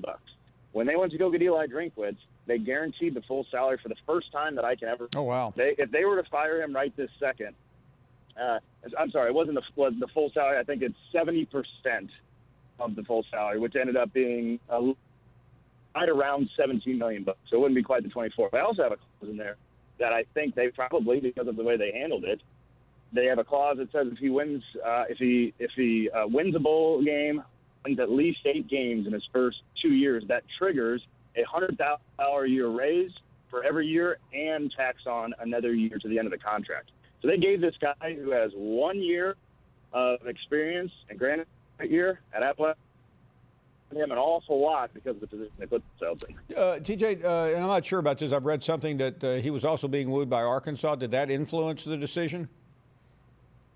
One of the better tweets that somebody sent me. So, he interestingly, actually, a quarterback that came in with me at Missouri in 2009 played for him at Springdale High School in Arkansas. He was the offensive coordinator down there under Gus Malzahn. And so he had also coached at Arkansas State there when Missouri played Arkansas State in 2013. He, I think, was the OC there as well. So he has lived in Arkansas. He's got some strong Arkansas ties. And the best tweet that I had sent to me was, it probably actually benefited Missouri that he had to spend some time in Arkansas to know to stay away. What a great way to finish this. Oh, well, I guess my question now, and I don't know what you could possibly say, is what does the future look like, at least short term? I mean, it can't look great, can it? That's a great question. So we were talking about Barry Odom earlier. One of the kind of interesting things that has happened over the last week or so is that while Eli Drinkwitz was brought in, he didn't bring all of his coaches from Appalachian State. You didn't necessarily expect him to. And what he did was he had 8 days. Part of the reason the signing class is what it is because they introduced him, and 8 days later was signing day. You didn't, it's like all you tried to do is just recover the guys that you hoped wanted to come to Missouri anyway. And so that's what he's done. And at his press conference to come when he was initially introduced, he said, in order of importance, I got to get my recruiting class, and then I'm going to go get my coaches. I'll get my coaches as I go. That's not priority number one. So what he's ended up doing here is retaining 3 of the members of Missouri's defensive staff. Brian Walters, the defensive coordinator, they announced that yesterday. David Gibbs, who was the cornerback coach last year, and Brick Haley, who coached the defensive line. Well, it's very interesting that one of the themes of the press conference was we got to get back to the Gary Pinkel days. Gary Pinkel showed Missouri what it can be. This can be a perennial top 25 team that wins 8+ games every year. You can go play for SEC championship games, all the stuff that Gary Pinkel did at the height of his power there. That was it. And then instead of cutting ties right there, they kept a good portion of the staff that was under Barry Odom. I found that a little bit unique.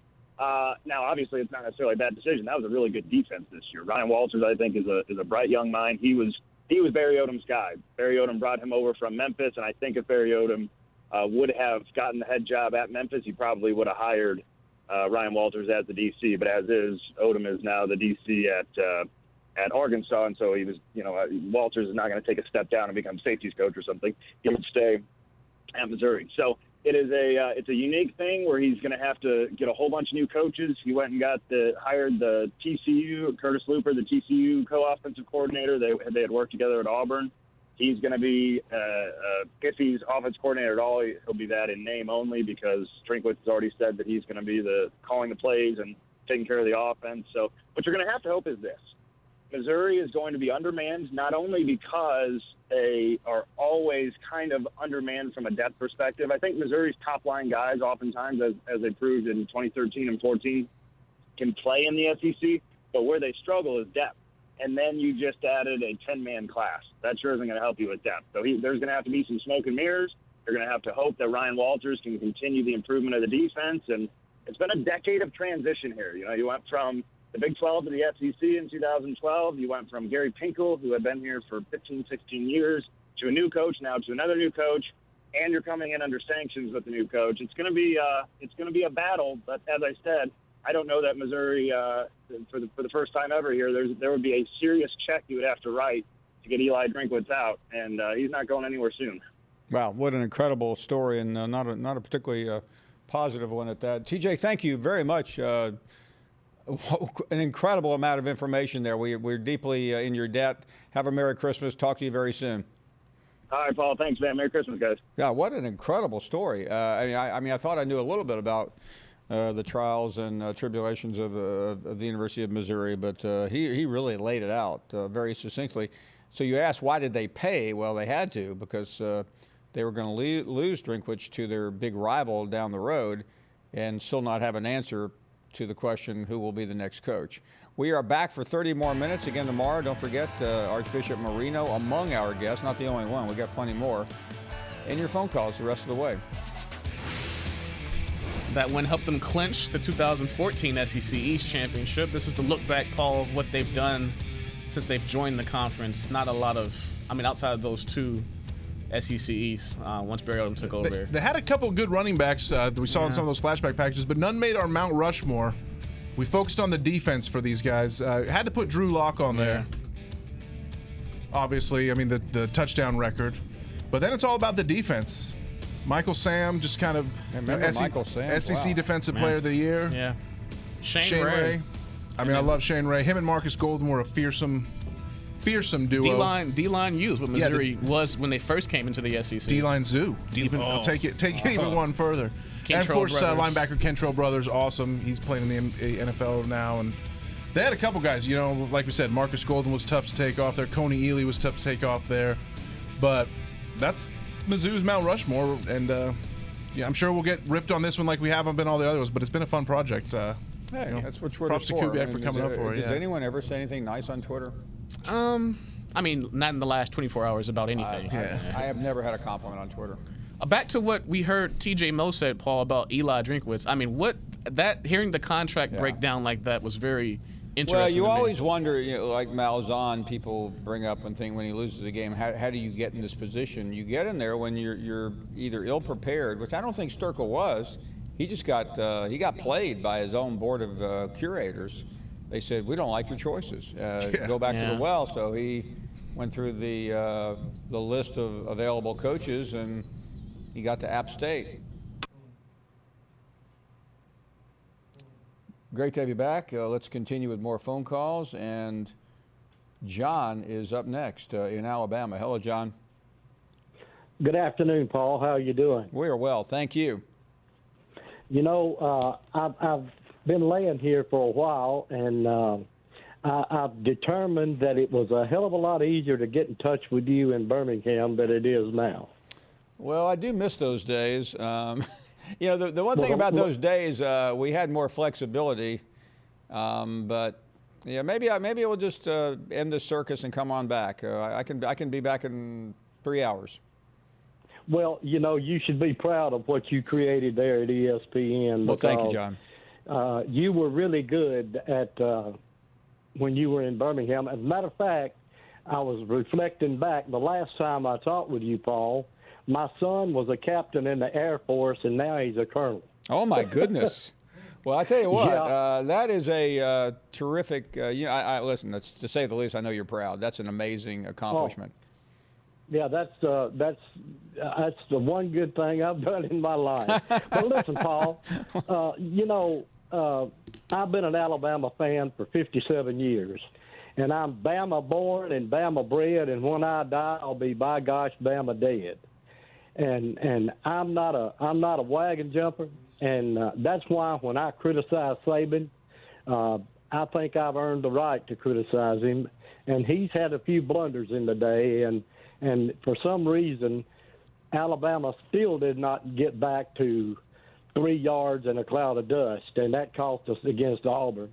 But, the thing of it is that a lot of the naysayers, and they call themselves, they disguise themselves as Alabama fans, but the dynasty is not dead. I mean, I think Coach Saban, all this is done. If you go back and think, Paul, if I'm not mistaken, this is the worst record he's had since the first year he was at Auburn. I mean, at Alabama. Well, the only other, 2010, he lost 3 games in the regular season. Oh, okay. I stand corrected. Remember, he lost to South Carolina, then he lost to LSU, and then he blew he didn't blow it, but they had the 24-3 or 24-0 lead against Cam, and they lost the game at Bryant-Denny. Yep. Well, he did win the bowl game, though. Yeah. But I had a sports talk show for about 7 years, and one of my best guests I ever had on was, you probably remember, William Barger, Redfish. Oh yeah, sure, absolutely. Well, Redfish came on every Friday, and I would end the program with a story from Redfish, and the greatest story he ever told was when Alabama went down and shocked the world by defeating a Miami Hurricanes team. Oh, yeah. And after the game, they were sitting in Pat O'Brien, and Mario Cristobal came in and was sitting at the bar, and Redfish said, I almost felt sorry for him. So I went up. He was to at Miami bar, at the time, wasn't he? Sir? Was he at Miami at the time? Yeah, he was. Mario Cristobal was a starting offensive. He played on the offense, but Redfish said he went up and sat down beside him, and he said, "Hey, man, don't hold your head down." He said, "Y'all won 3, and it was time for us to win." And he said that Cristobal looked at him. He said, "It's not that. It's the fact that I was humiliated for 3.5 hours." And he was talking about Curry and Copeland. Well, that was probably the greatest defensive performance I've ever seen. Oh, Brother Bill Oliver, did you realize he had 8 and 9 men in the box the whole game? I'll tell you a quick story. For those who don't, this was a 1992 Sugar Bowl, or the 92 season. About 10 years ago, Bill Oliver, through an intermediary, called me and was thinking about doing a book, John. So we spent the afternoon talking about that game, because that was going to be a big, that was his masterpiece. And you know some of these stories, but it was just hilarious. I mean, I think at one day, I mean, did he not have like 10 or 11 in the box at one point during that game? He had as many as 9 or 9 more. And we were talking about the Heisman Trophy winner play. here they were going against. Yeah. Well, Gino finish up my Toretta. Story, but Redfish was sitting there, and he said, well, he said, you got humiliated for 3 hours. I got humiliated every day that I was at Alabama. He told me that, I mean, there was always a great debate, not to get too Alabama-centric here, who came up with that game plan, Gene Stallings, who was a defensive coach, or Brother Bill Oliver. And I think Oliver, I'm not talking out of school, but maybe I am. He told me that they had a certain idea. Stallings would come in and change it, and as soon as he went out of the room, Oliver would change it back again. Well, it was ingenious. And, Paul, a lot of people don't remember. Do you remember when George Teague... Oh, yeah, of course. chased the world-class sprinter down and took the ball away from Was that him? Lamar Thomas? Yeah, I think it was. Yeah. That play actually never happened. Yeah, no, he ripped him off, and I think he ran it all the way back, and they call it. But if you're ever bored, look up the Sugar Bowl between Miami and Alabama. Dennis Erickson was the coach. He was going for a three-peat, and Alabama destroyed them. It was the first national championship Alabama had since Coach Bryant had been there. Yeah. Well, it's just a great. Alabama is, the lifeblood of this state. I don't have to tell you that. No. But I've had some disappointments, and of course the Auburn game was. And if God bless Mac, but if he could have figured out what color jerseys we had on, we may have won that game. But to come in and do the job that he did was remarkable. And I want to ask you one more thing, Paul. Sure. Have you ever heard Nick Saban get on the podium after recruiting a player? Have you ever heard him say, "I really love this kid"? I don't remember too many. I mean, he's complimentary, but he's usually pretty careful what he says. Well, the kid from California, Bryce, I forget his last name. They asked him about him, and he said, yeah, all I'll you're tell right. you is I love this kid. No, you're absolutely right. I think it's Bryce Young. Well, Bryce Young, yeah. Well, we've got a pretty good recruiting class, and all those freshmen that we played, I think it was 13 or 14.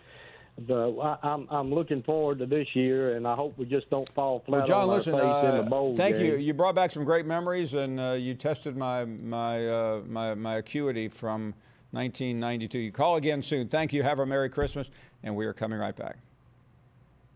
Starting with pass rushers, Tyler Barron's a guy that's right here in Knoxville, is a guy that we targeted early on, and felt like he's a guy that fits what we're looking for at the outside linebacker position. Omari Thomas is a defensive tackle from Memphis, is another guy that we targeted when we first got here on campus. Dominic Bailey, a guy out of St. Francis in Maryland.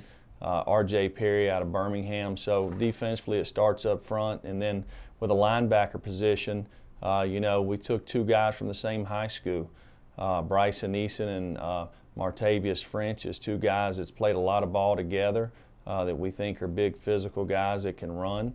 And in the back end, you got to be able to cover them. So starting with Tamarion McDonald, Keyshawn Lawrence, and Nico Slaughter are three guys that we've had in camp we feel really good about.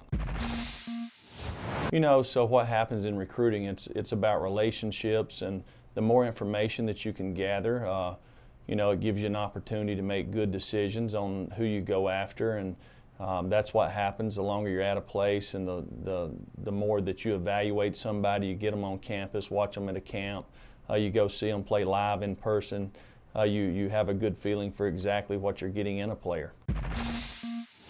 About the details, it's the same guys that started the season that finished the season, but we executed at a higher level. We took care of the ball on offense, started creating some more explosive plays. Defensively, we got a few more turnovers and didn't give up as many. So, we've won 6 out of our last 7 games, 5 in a row.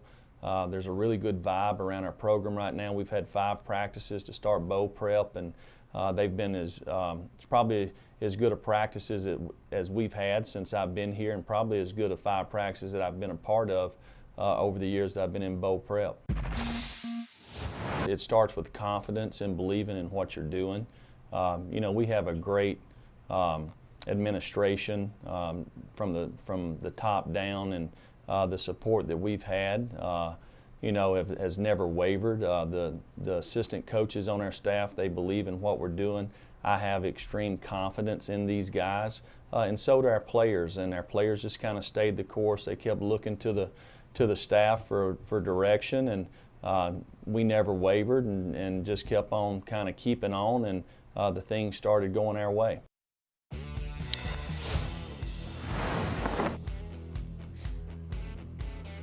Final few minutes on a Thursday night. Let's check out Kenny in Louisiana. Hello, Kenny. Hey, Paul, thanks for taking my call. Thank you very much. Look, Paul, I know you're an extremely humble man, and you wouldn't brag on yourself or the SEC network, so I'm going to do it for you. Thank you.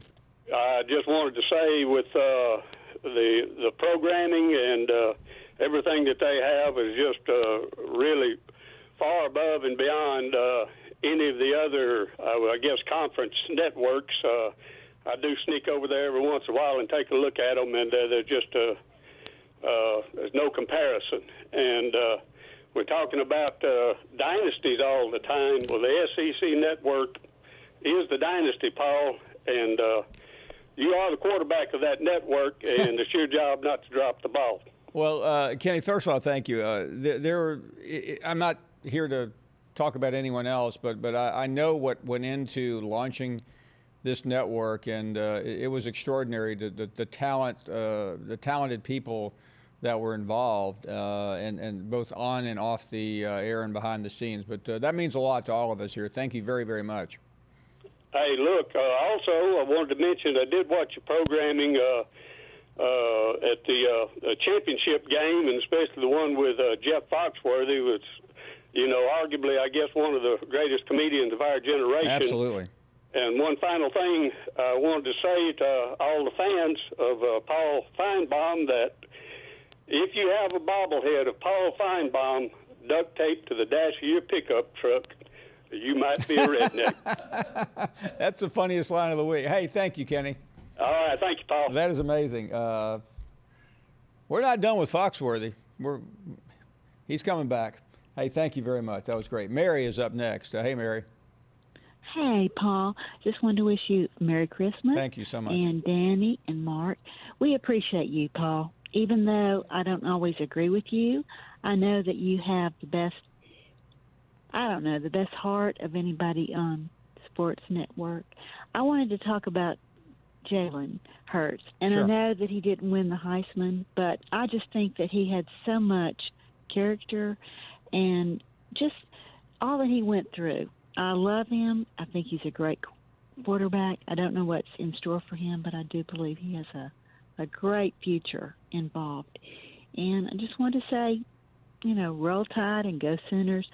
I am a SEC fan, but I'm also an Alabama fan. And I do root for our players. I do think that they have gone through a lot, and especially Jalen. And I just I mean, when you think about it, Mary, nobody knows how it's going to end, but I mean, for the rest of his life, he will be able to talk about his experiences at Alabama. He's a Heisman runner-up, which is pretty amazing. He'll have played he'll have been in the playoffs every year that he played in college. Not many people can say that. And beside that, he's just as you said. I've gotten to know him, from a distance. I mean, I've talked to him a few times at events and at championship games during the press conferences. He's always affable. He's always humble, and I've never heard him really go off track, especially when everything seemed to be coming down on him about a year and a half ago. Well, the thing about Jalen, again, it's the character. He talks about faith. He talks about his, You're right. His love for his family. And I just believe that a person that has their faith and family and then football, they're going to be rewarded. Mary, I hate to interrupt, but we are out of time. Thanks so much.